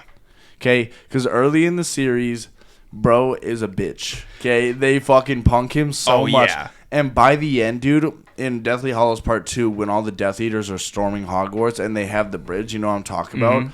And Neville is the only one standing there just fucking tearing them apart. I'm like, dude, Neville's the GOAT. Yeah. This guy will not quit. Well, also, what about when Neville pulled the Sword of Gryffindor out the hat, and he was like, "We're here to stand. We're here to do this." Like he was dude, the voice for a minute. I was like, "Holy shit!" And technically, not in the books, but in the movies, Neville is the chosen one. Technically.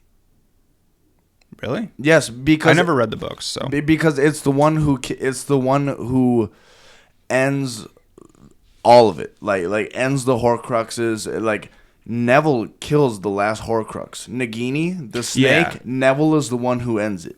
Yeah. Well, and Harry distracts Voldemort, obviously, so Neville can, but Neville is the one, bro. Yeah. Neville is a unit. He's a nerd, but he's the man, dude. I didn't know that was what classified him to be the chosen one. Look it up. That doesn't sound right. I'm telling you, dude. Was Neville the chosen one? Top one, dude. I'm telling you. No, Harry Potter is considered the chosen one in Harry Potter books, while Neville Longbottom is considered the chosen one in the film. I told you. Because he ends it. He takes out Nagini, and that's the last Horcrux, so Harry can kill Voldemort. In the books, Harry is considered the chosen one for a few reasons, including Voldemort chose Harry to be the chosen one. Voldemort decided to kill Harry and his family to avoid the prophecy. Voldemort believed the prophecy was about Harry, who was half-blood like himself. However, both Harry and Neville could be considered the chosen one in the books because they both were males born on the last couple of days in July in 1980, were children of parents who were a threat to Voldemort. Yeah, because Neville's parents were in the Order. Yep. Were children of parents who were taken out by Voldemort or his supporters. If Neville had been chosen as Voldemort's target, some possibilities include Neville's family might have been targeted, Neville might have been killed, Neville might have fulfilled the prophecy, Neville might have played a vital role in Voldemort's defeat. Which he did in the movies, taking out the last Horcrux.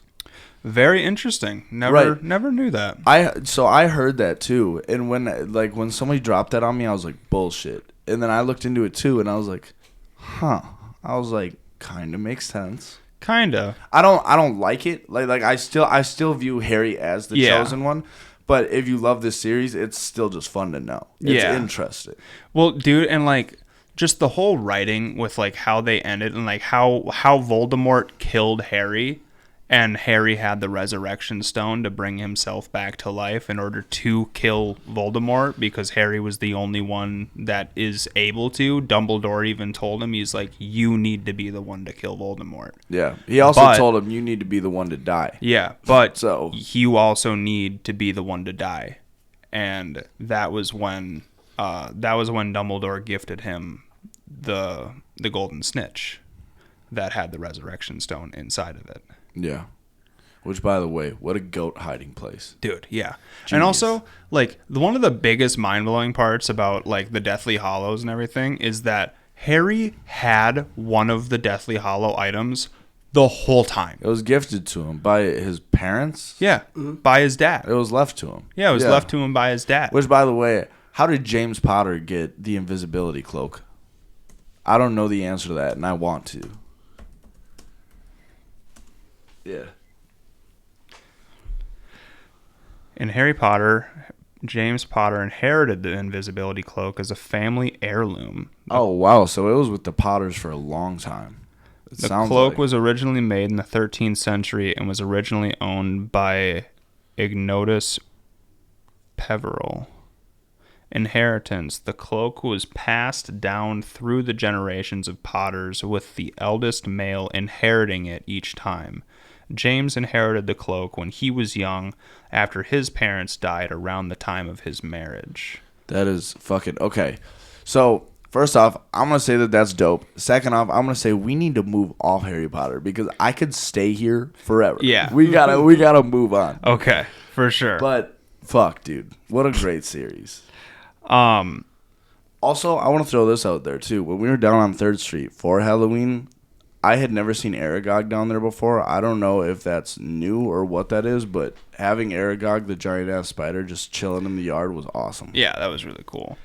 They literally had just a big-ass spider.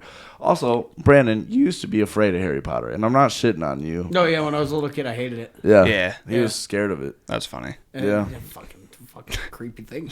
I was like, Well, in all fairness, dude, the spiders in the woods, that would freak a lot of people that out. freaked me out, man. Yeah. Yeah, well, and That one got me. The giant troll got me. the Dementors. That fucked me up. The worst. Dementors are freaky, too. To this day, I look at those things, and I'm like, hell no. I'm like, fuck that. So I'm gonna hit you guys with a Ian. You were the first one to do this on the podcast. Okay. I have here a very funny superhero. Yeah. Okay, dude. Yeah. I think I've done this one before. You have. You We've were done here this for segment. it. Yeah. Yeah. So this is the only other time that we've done it. Yeah. And How I funny have that you made it this time. I have one hero, if you will, that I'm just going to tell you his name. His name is Webman. Are we guessing powers? Just guess who he is and what he does. Webman? Webman. Like WEB. Yep. Like Temu Spider-Man or some shit. That is what it sounds like. It Yeah. sounds exactly like a Wish.com It's Mr. Spider-Man. Webman. I'm going to go the other way with it. I don't think he's spider-related at all. I'll bet you Webman has, like, some weird, like, Pause. ability. Webbing between your fingers? No? The World Wide Web. I'll bet you he can, like, clip into the internet and get all the info from the interwebs. Nope. Son of a bitch. Ian, what's your guess? Am I onto something with the webbing? No, I don't think so. Can you at least tell me if it's spider-related whatsoever? I mean, yeah. Okay. But In a it's, way, yeah. it's more of a stretch than Spider-Man. Yeah. You're reaching for it. Yeah. He was a character from the comics. Is he anything like Web Weaver from The Boys? Well, no. That's a very different type of genre. Dude, last time we played this game, we literally found a condiment king. Okay, so That's true. Yeah, I'm not leaving anything out. So Webman is literally the exact opposite of Spider-Man. So he was a clone like made of Spider-Man. Here, I'll show you. He even his suit is like an exact opposite of Spider-Man's suit. So like instead of red, it was like Instead of primarily red with blue, it's primarily blue with red. What? Is he good or evil? He was intended to be evil. So, this is Webman. Oh, I don't like that at all. Hey, fuck that guy. I don't like any of this. Yeah. So, literally the exact opposite. And he was created... Secret identity is like Parker Peters. Yeah, I was going to say, is his name like Parker Peters or something? Actually, I think you're close. I swear to God. I'll flip this goddamn table. Dude, I will fucking lose it. So, he was made in hopes of defeating Spider-Man. And they were like, well, we want him to be the opposite of Spider-Man. So that was what they designed him, because they wanted him to be evil, right? Make him a giant raid can then. So Literally, literally what ended up happening is Webman took on the exact opposite traits of Spider-Man, but that also meant that he took on the exact opposite traits of Peter Parker. Hence, he was fucking dumber than a box of rocks, dude. It's awesome. So he was literally stupid as shit and weak as hell. It's like, get him, Webman. I'm coming. It's fucking, that's literally him. So here, let me see. That is fucking hilarious. He's fighting Spider-Man. He's just, ow! Webman was a clone of Spider-Man created by Dr. Doom, utilizing a tool called Twin Mirror, intending to use Spider-Man's great strength and power for his own benefit. Doom flipped the switch to reverse his clone's personality traits, intending to make a clone as evil as Spider-Man was good, resulting in Webman. That's fucking dumb. But this also meant that he was stupid as shit, because he was not a scientist. Also, another question, kind of while we're on this, Dr. Doom being played by RDJ. How do we feel about it? I think that they are. I think that it's going to be good, but it's really going to depend on what route they want to go with Dr. Doom with this. I agree, because if it's like an alternate universe Tony Stark, I'm not gonna like that. And well, they've already said that that's not what it's going to be. It better not be, because I would hate it. Supposedly, they have said that Dr. Doom is not going to be an alternate reality Tony Stark. Yeah, and I saw a lot. However, first of all, they announced Spider-Man 4 is happening with Tom Holland. I did see that. Yeah, it's on that too. So we know that Spider-Man is going to continue throughout the series, and they also confirmed that it will also be another like multiverse type movie.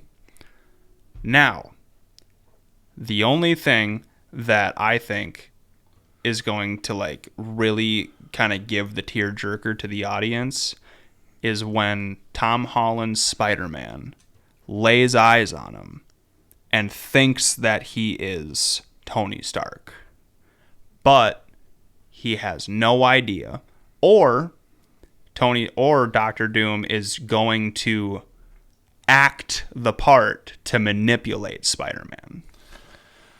So, I saw a lot of backlash online when he was revealed as Dr. Doom. And I gotta admit, I'm not as excited about it as I wanted to be. But also, it's Robert Downey Jr. Yeah. You gotta love the guy. I mean, and the Russo you don't brothers, think so? The Russo I brothers agree. I are love coming them. back to direct and write both of the new Avengers movies. Okay, well, and I'll say this, right? Like I like RDJ as Iron Man. Obviously, it's his most prominent role he's ever done.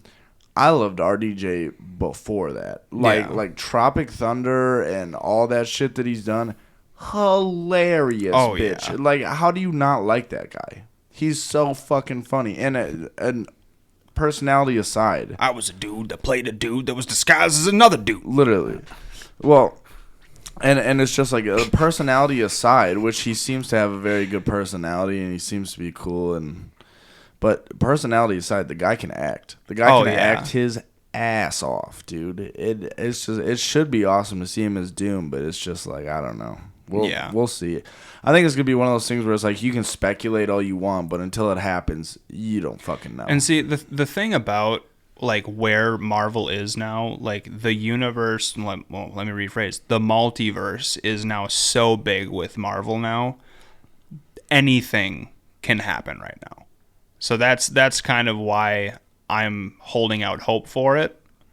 I'm not going to go into it with high hopes, because I would much rather go into any movie with low expectations And be pleasantly impressed. Yeah, surprised. But I also heard that apparently they're coming out with let me rephrase. Sony is coming out with a Sinister Six movie. Okay. I think it's gonna be trash, dude. Yeah. You know, Because they announced that it's going to be Venom, Vulture, Morbius, Madam Web, just ew. Craven, and I think Scorpion. Okay, at least 3 of those people never need to graze the screen again. I'm Yeah. good. Morbius for sure. That was atrocious. Dude, I have said this before and I'll say it again. If you have seen Venom 2, you've seen Morbius. Yeah, is the second one, is that Carnage? Let There Be Carnage. Mm-hmm. Yeah, we went and saw that one in theaters, and I didn't honestly think it was as bad as Morbius, but it wasn't the first. But so here's the thing, and this is why I say this. If you literally laid out the movie Venom 2 and laid out the movie Morbius and just looked at the plot points of the movie, it's the same fucking movie the whole way through.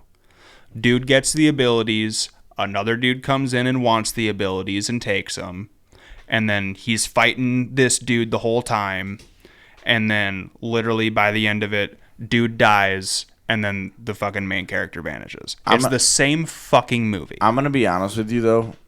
I think that you're overlooking the fact that that's a lot of superhero movies.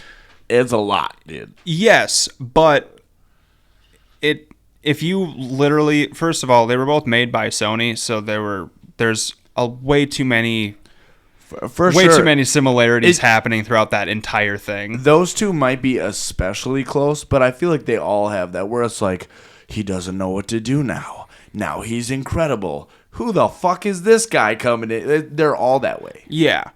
But it's my main gripe with how they're doing superhero movies right now is that they keep doing that stupid fucking recipe. Yeah. The big bad is just going to be Webman, essentially. And I mean, it's just going to be an evil version with the same powers. I'll give you an example of one time they didn't do that, and it was wildly successful. Deadpool. The first movie, he came in, he didn't want to be a part of the X-Men. He had no want to be liked or loved. That's why people loved him, because he was realistic. He was like, Dad? Like, there was dark. It was way more real. When you always grabbing have Cyclops' crotch. Scoutmaster Kevin. Yeah, when you always have the guy, you always have the knight in shining armor. That show me something different. I think that's what they played better on. Like, I think that's why I liked the second one so much. Was like they were actively mocking that whole format. Yeah. Like where they had him running around in the trainee jersey. Yeah. Yeah. Like the Wheaties boxes, like the way over the top, like franchise, all this. They were just poking fun at it the whole time. Hell yeah. Well, and I mean, I didn't see the new Deadpool and Wolverine, but I heard it was fucking amazing. It was. But I did. It was amazing. It was really good. It was really, really good. I liked it a lot. I also heard that if you don't have a very big background on the universe, though, there's a lot of things that are going to go over your head. Yes. There's a lot that you can miss. Like the Wesley... Yeah. Dude, well, the movie's already out. Blade, I didn't see it, but when I found out that he was in it, I'm like, this is fucking incredible. Literally, his like the way they introduced his character in that scene was fucking chef's kiss, dude. Mm-hmm. Yeah, dude. It was perfect. It was so and even down to like the details of having Cavill come in as an alternate Wolverine. Yeah, that's genius. So especially after he got ass fucked by DC, it's genius. Yeah, it's perfect. 100%. It's fucking hilarious. And well, I'm pretty sure that in that scene too, Deadpool also made a joke about like, oh, you wanted to come to our universe now, huh? Like, there was some little shot there was some little shot of that, and then Henry Cavill's Wolverine He did like the arm reload to pull the claws the out. Classic. Yeah. It was pretty Classic fucking badass. Well, and the other thing, again, didn't see the movie. I gotta see it because I've seen all the cameos and they're all funny. But the other one was Chris Evans as the Human Torch. God, that That's was the fucking funniest funny. That was thing. so funny. He's gonna say it. He's gonna say it. Yeah. Oh, he's gonna say it. Like, oh shit! What? Yeah, that is, dude. That was so far out of left field. I loved it so much. Oh yeah. Yeah, I gotta then see it. the end credit scene after the fact too with Chris Evans. Yes. So funny. Yeah, So so funny. good. I like Chris Evans. I think It's weird seeing him in that kind of a light, though. Like Yeah. that kind of raunchiness. We're so used to seeing him as this, like, Oh, yeah. golden boy, you know? Exactly. And that's why they did it, too. Yeah. Yeah, but I also think that that's what makes stuff like that so special. It's like 100%. when you give somebody an opportunity to just flip the fucking script on everybody, that's funny. Especially Very fun. when it's like an inside joke with his old character of like Cap, don't swear. Like Yeah. like that was always an inside joke of like watch your language like Those the fourth whole wall time. breaks are Yeah. so good. Well, Yeah. buddy, what do you say we take a quick break and then we'll come right back? Huh? Yep. All right, there, fellas. So, Yeah. oh God, you're scaring me. Brandon, I'm serious. I want you on the album so bad. Okay. Okay. So bad, dude. Okay. We're going to get together and we're going to record. Dude, please. You Yes. and I would make a banger, dude. Yes, we would. So, boys, I think I want to mention something, and this is on just the standard Midwest knowledge, right? Sure. Being a Midwesterner, this is something that you have definitely done in your days. I guarantee it. So, have you ever been in the passenger seat of somebody's car and you're driving down the highway? Slug bug. Nope. Oh. And you're on your way to wherever, and you start passing by an exit, and you just watch the exit go by, and you just look over at them and go, where are you going? Dude, that is the most Midwesterner shit. We're like, every time, Don't we wanna be rude. we're like he's got it, right? And like, we don't want to be like, hey, this is our exit. It's like he's driving. I'm sure he knows, right? Yeah, but in a weird way, it's almost more disrespectful because Midwesterners are condescending about it. Yeah. Like, where the fuck are you going? Yeah, because literally, it's almost more rude. Literally, we will watch. Like, we will fully, like, the whole head just. Yep. And then you look back at So him. where are you going? Yeah. We got something else we need to take care of today? You will fully do the owl turn. The fucking all the way around. Yeah, dude. You'll watch that thing disappear. Yeah, you'll wait until it's almost in the distance. Hey, what exit we getting off at? Oh, you mean that one? Yeah. It's back there. Yeah. Hey, I don't know if you know this. That was the exit right there. So, Ian, we talked about this a long while back, but I don't think you ever actually told me whether you actually watched it or not. The live action Avatar. I didn't. You never watched it? So, and it's really funny because we talked about it last episode, and it's like, you gotta watch it, and I know I gotta watch it. I haven't gotten to it yet. And honestly, I know you said you hated it. I heard mixed reviews. I had some people tell me it was fucking awesome. I didn't fully hate it. Like, they did so many things right with it. Yeah. But they messed with the storyline of it too much. That's what made me hate it. Well, and the problem is, so like, obviously I saw the original Avatar, The Last Airbender. Yeah. Because if you haven't, you're a scrub. Brendan, have you seen it? Not the whole thing. Okay, sorry. You're not a scrub. But I would strongly, like, I don't care how old you are, you could watch it today and it's amazing. Amazing, dude. Mm-hmm. It's so good. So obviously I've seen that one. Mm-hmm. I think I haven't watched the new one yet because I've heard mixed reviews on it, and I know I could go either way with it. And Yeah. I don't want to hate it, but I know I gotta just bite the bullet and watch it. Yeah. Yeah. See, and I've brought this up before too, but there's two things in particular that I want to bring up here. One, they botched General Iroh's character. Such a key character. That's a big one. Yeah. Like they botched him. Like they made him look like an absolute utter pussy. Oh.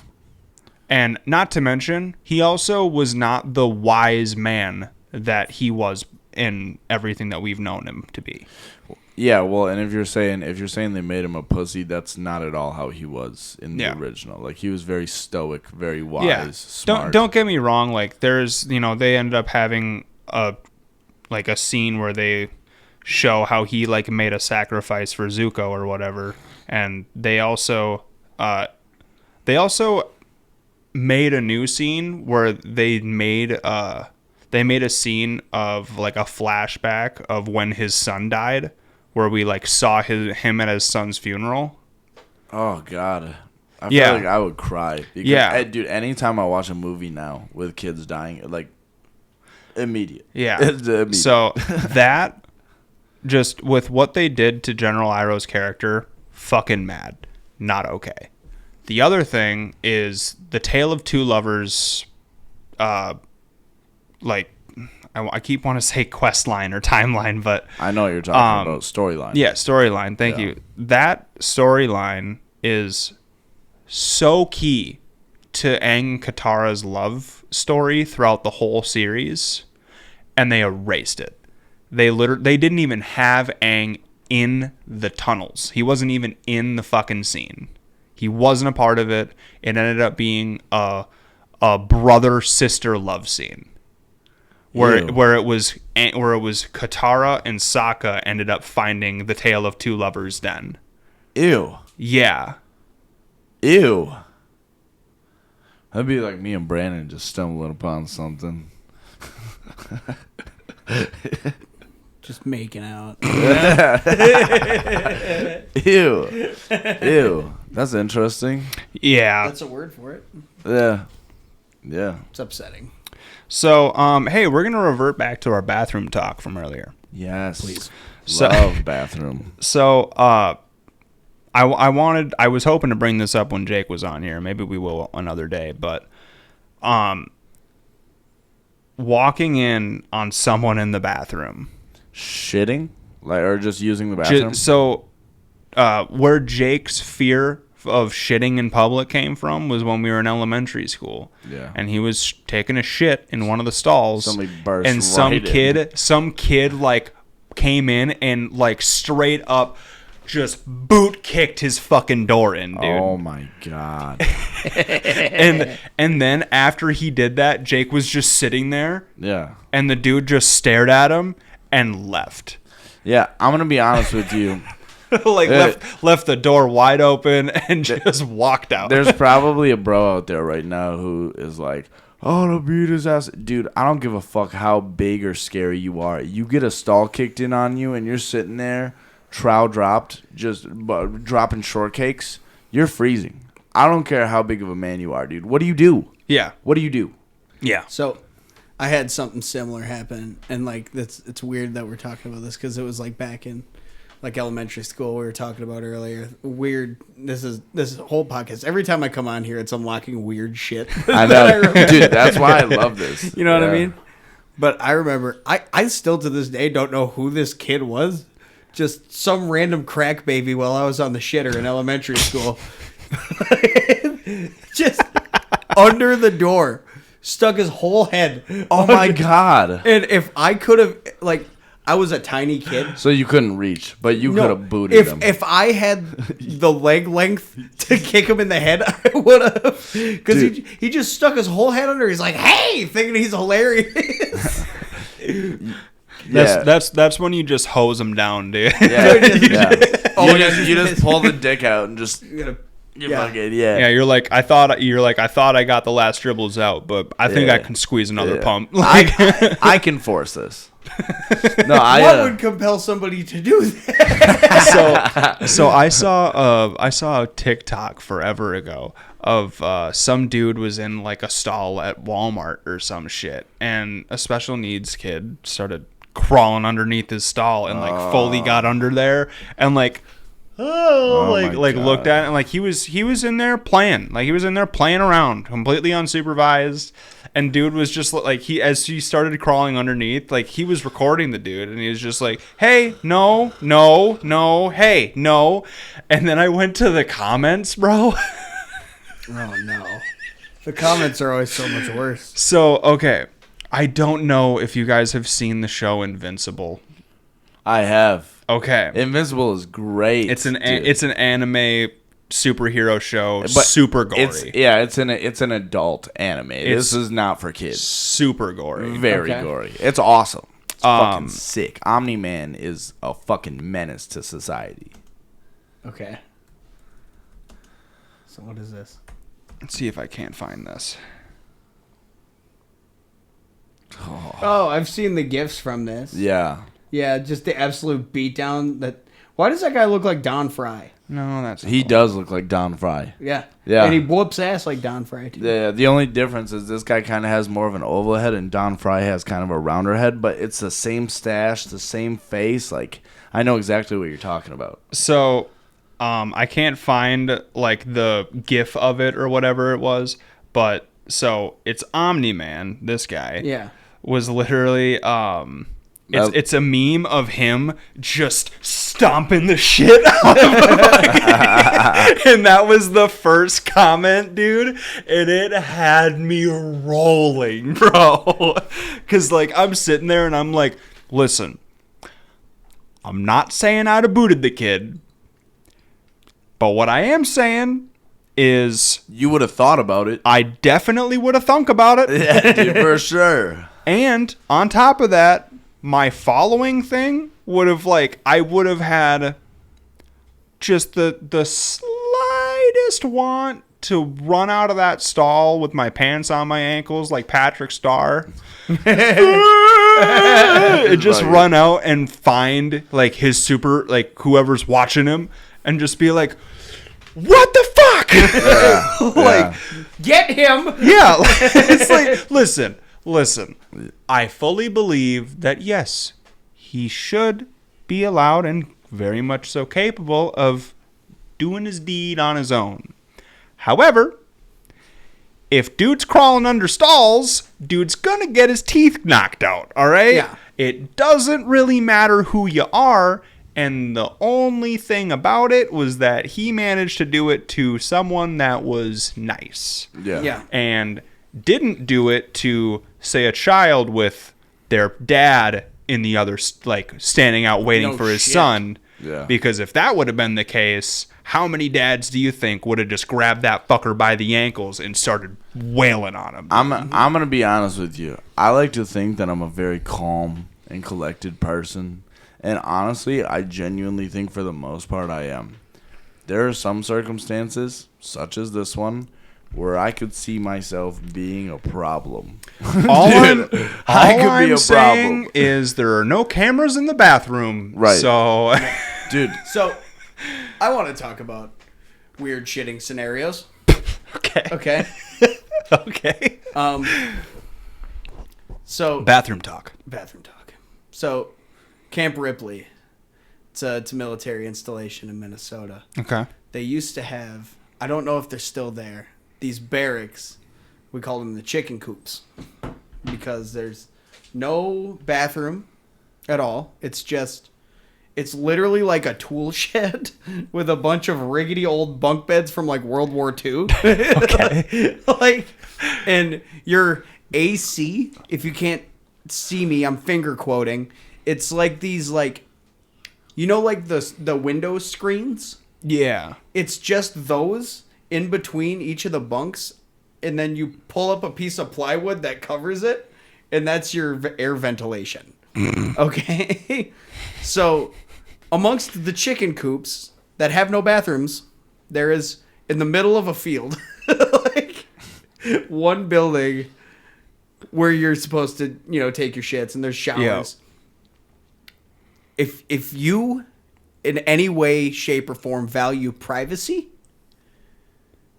don't join the military. Don't go to Camp Ripley. Because, like, Good advice. you walk in, man, and it's a half wall, and surrounding the entire things are toilets.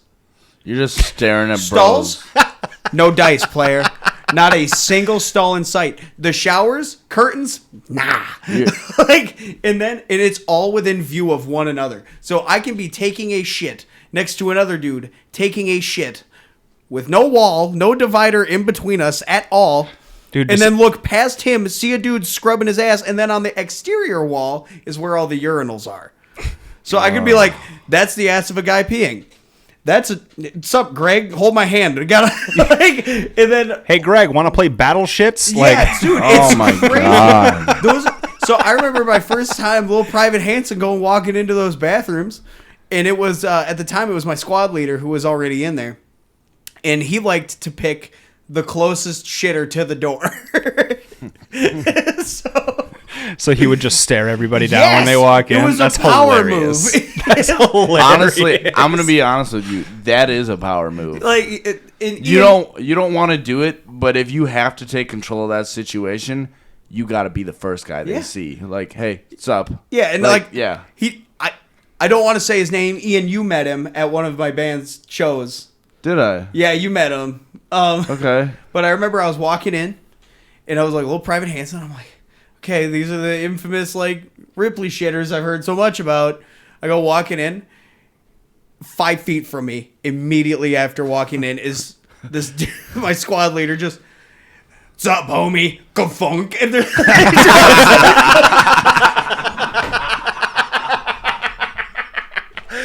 Dude, that is so funny.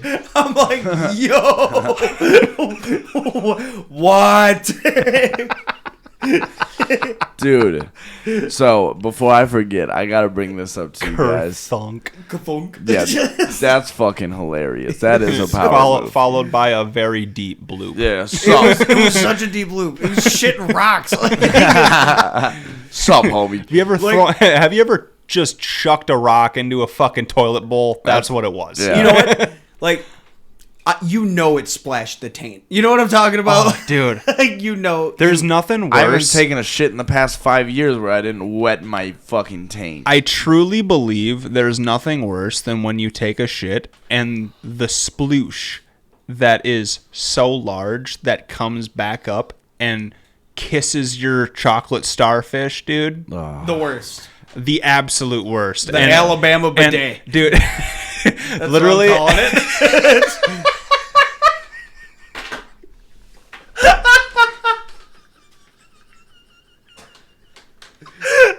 Oh, fuck, that's so I want to funny. be disappointed, but it's so accurate. It's so fucking good, dude. It's like, dude, whenever that happens when I go to the bathroom, like, it almost deters me from finishing my bowel movement. You know what I Yes. mean? Like, First, you like, feel violated. You're almost turned off from pooping. Yeah. Dude. You're almost just like, I don't need to finish this. You know, I hope that happened to Stu when he did that shit to me.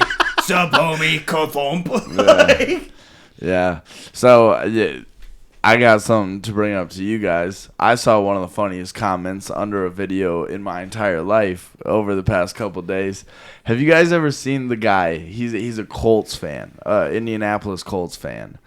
And they have this stupid fucking song for their team that he sings. You know what I'm talking about? Yeah. He goes, it's like this. He's like, this is our Colts. This is our team.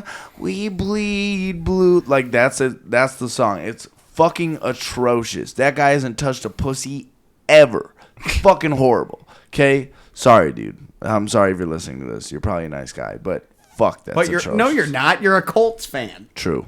True. But it's so bad. So one of those videos popped up for me, and I immediately rushed to the comments because I was like, somebody's going to drop a dime here, dude. Somebody's going to drop a gem. Yeah. The top comment, the number one comment was, it was a tough tug, but I got through it. And dude, I cried, bro. I cried. I laughed so fucking hard, dude.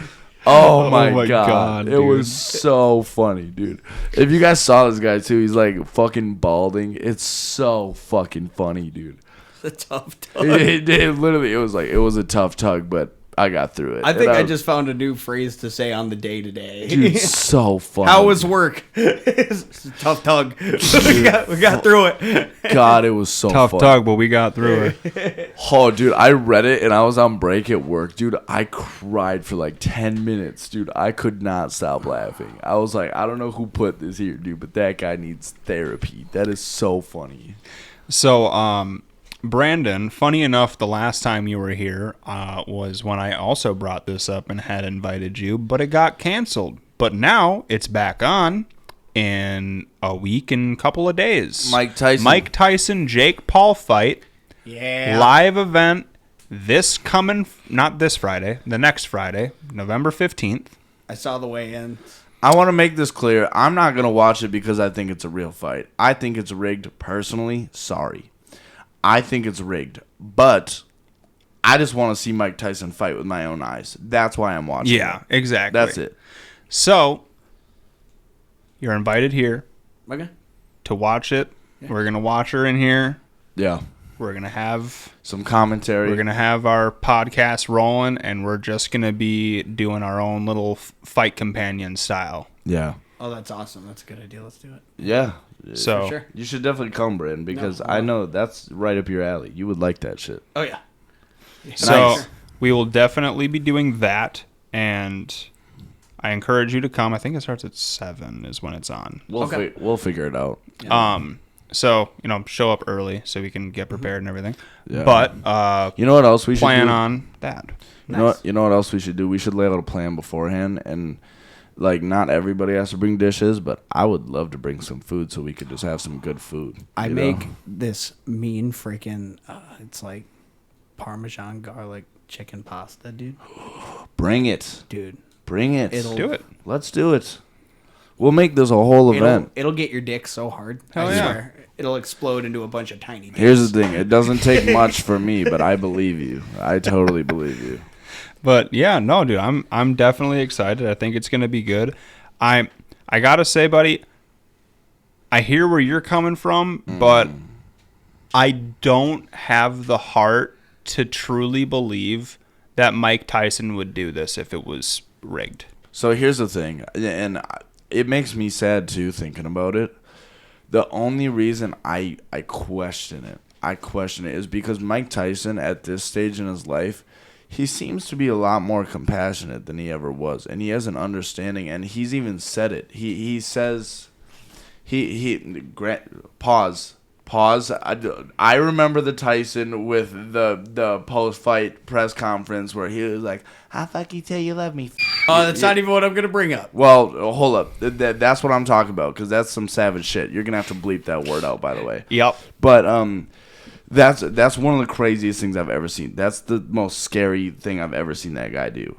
But he's also openly admitted that he really likes the Paul brothers, right? So in my head, I'm like, being that Mike Tyson is the icon that he is, and he has money, he has this status, and he seems, at least in this point in his life, he seems to be a really thoughtful, nice guy. In my head, what's gonna stop him from handing Jake Paul a paycheck because he's a young guy and he's got a career? You really?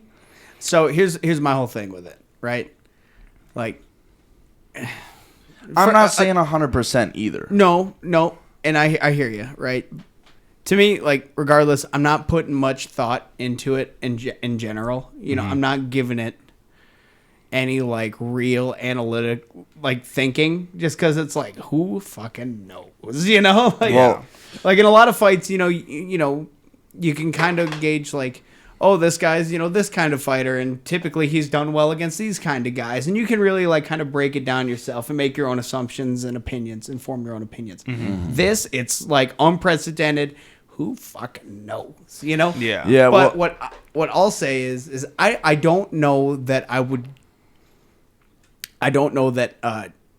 Tyson would just go take a check like that. And granted, I'm sure, like, I mean, let's be real, they're both getting paid, Yeah. but Well, unfortunately, they're two of the biggest names in entertainment right now. And you can say what you want about Jake Paul. That guy knows how to get eyes on him. He can fight. It's more than that. It's marketing. Like he knows how to get people's attention. But with what I'm saying though is like I've seen him do an interview. Can't remember what interview. You know what I mean? But the dude was like in tears, straight up talking about like missing, like just being an animal.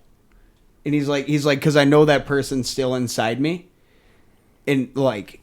There is like certainly and I think Mike Tyson embraces that more than any other fighter in combat sports ever. You know, it's just that primal fucking that kill mode.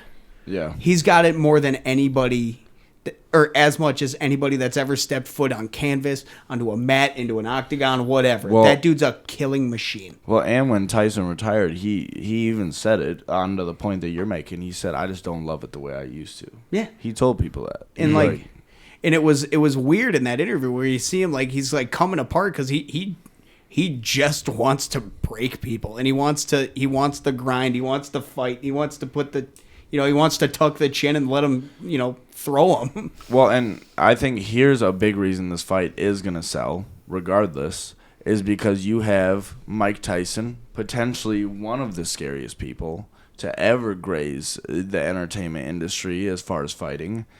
And he's a 60-year-old man. But the problem is he was so good in his prime that even at 60, people are like, that guy's scary. Well, he's and then, 56, isn't he? Sure. Something like that. Sure, but 54, but 56, something like that. Old enough to where that I thought he motherfucker was should have older stopped. than that. Well, Not by much. I thought he maybe. Not. Well, old enough to where he shouldn't be boxing still. And Yeah. then you got a guy like Jake Paul who's young, he's big, he's ripped, and say what you want about the guy. I don't think he's the most amazing athlete in the world. I don't believe that. But I also But he can box. I've heard people say he can't. Yes, he can. I'm not saying he's a fucking... Look, at face value, I'll be 100% candid. Logan Paul and Jake Paul are both freak athletes. Like, Yeah. just like put together, like, they're both super athletic. Logan Paul was like... Even the WWE shit is insane. Yeah, but like even like in high school, like football, I think it was Logan. He was like recruited by a lot of like D1 schools, was an outstanding football player. I think he played tight end or something. I can't remember, but I know I had seen something on that. Like he's quite. They're both athletes, man. Yeah. Yeah, and it's really easy to write them off because they do come from that social media background, and they've both done... Oh, even when they were making Vines, you could just look at the house they were recording in, and you're like, oh, rich family, okay. For sure, but it's really funny because, like, I remember watching them and thinking, oh, what a bunch of fruitcakes. But then look at how fucking yoked both of them are. You fucking see either one of them shirtless... And see, don't fucking tell me those dudes aren't jacked. Don't get me wrong. Ripped. Like, I truly do believe that, yes, Mike Tyson's age is a big factor that has to be considered, especially being he hasn't fought in how long? Dana White is very against it. He's spoken about it. He's like, I don't think Mike should fight because he cares about Mike Tyson. Yeah, but also at the same time, though, he's never stopped training. Like, he is, like, don't get me wrong. It may not be to like the hardcore extent that it would always be when he was constantly fighting, but he's still always been training in the art of boxing because he loves it. Yeah. And that alone, I truly believe, is going to give him the upper hand on top of his record. I tell you what, watching that fucking, I'm throwing up air quotes because I don't want to disrespect this guy, but that old man hit a fucking heavy bag. I'm good, dude. Yeah. I don't want to eat one of those shots. No. They're fucking ferocious. Yeah. Dude. And see, like, that, the thing is like, Jake Paul, as I'm sure you guys know, he told Tyson that they're doing a side bet amongst each other about Paul said he will give him like $4 million if he can last more than 4 minutes in the ring with him. So, don't get me wrong. A little too confident, I think. So, my thought process on this is one. I think it's kind of weird to throw a bet on yourself like that, but also at the same time, whatever. But I feel like Tyson and Jake, like I feel like this fight has potential, and I feel like what's going to happen is they're gonna get in that ring, and I feel like Jake Paul's gonna get too cocky too quick in that fight, and I think he's going to assume that Tyson is going to run out of stamina right away. I've never seen a Jake Paul fight. Okay, I've seen snippets, I've seen bits. Like, yeah, I haven't actually sat and watched one all the way through either. Here's my question, and maybe you guys would know better than I would. Has he ever actually just been rocked? Maybe not lost a fight, but has he gotten put on his ass? I'm gonna be honest with you. I can't say for sure. I don't think so. Okay. I don't think because and honestly, there's a lot of Jake Paul fans out there who are gonna fucking try and defend this. A lot of those guys that he fought were fucking scrubs, dude. Fucking Ben Askren, that dude has. He's a wrestler. I could beat the shit out of that guy. Stand up. Okay. Stand up, I'll beat the fuck out. On the ground, he would mop me. Okay. Stand up, I would fucking outpunch Ben Askren. Jake Paul has not been knocked out. He only has one loss on his record. Okay, so yeah, but which was he it? Been knocked down?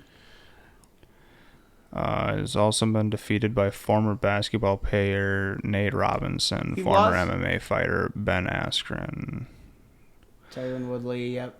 Anderson Silva, Nate That was Diaz. a damn shame. What? I wish some of Are you talking about Silva or Diaz? all of these. I'm gonna say it right now. I think, I get it. It's the money grab, whatever, dude. Like, what is making these guys, like, every name on there?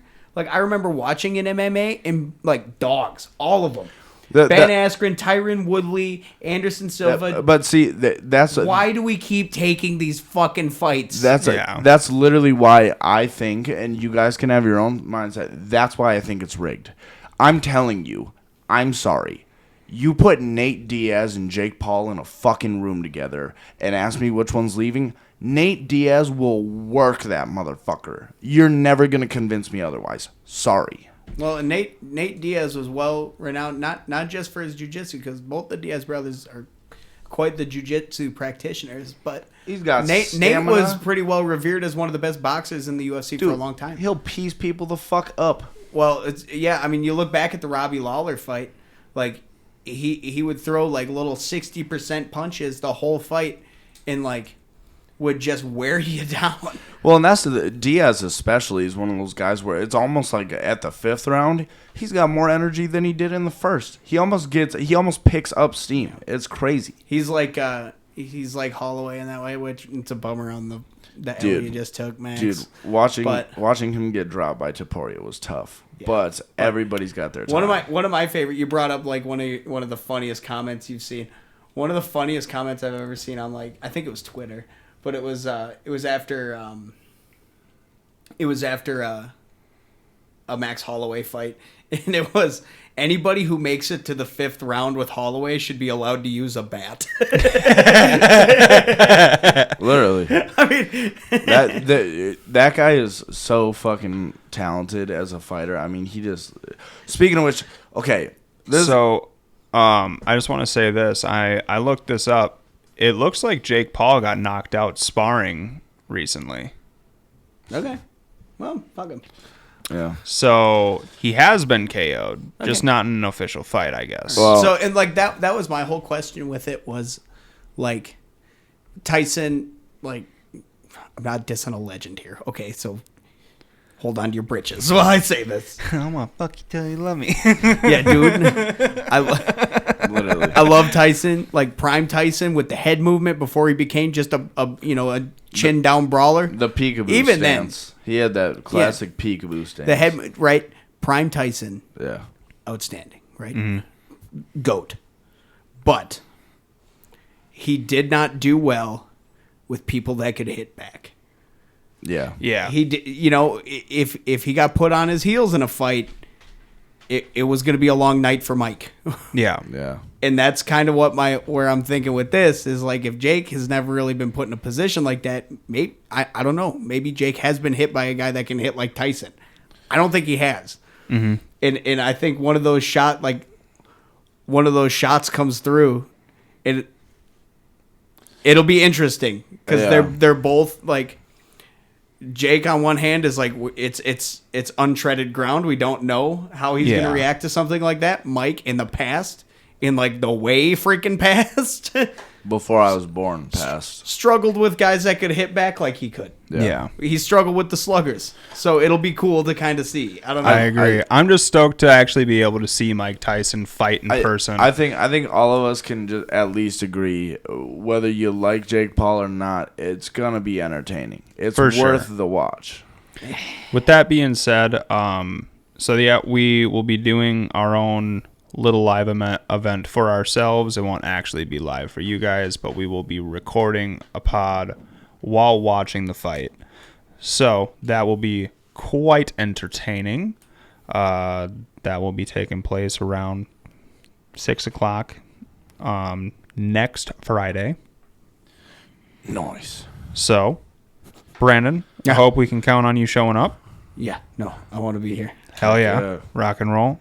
Boys, I think it's been a hell of a good episode. I think so too. Brandon, I really appreciate you coming today. It's been a really great time. It's always a joy having you here. Gosh, shucks. With that being said, y'all just make sure that you do us that favor and you hit that like button, that follow, that subscribe. Hit us up on all that stuff. We appreciate it. Do it now. Do it now. Right now. You heard it. Only takes you a moment. Hit that share button. Tell your friends. We only get bigger if you help us. I've always wanted to like say that. I've never, like, just smash that like button. All right, y'all. We appreciate you. We'll catch you next time.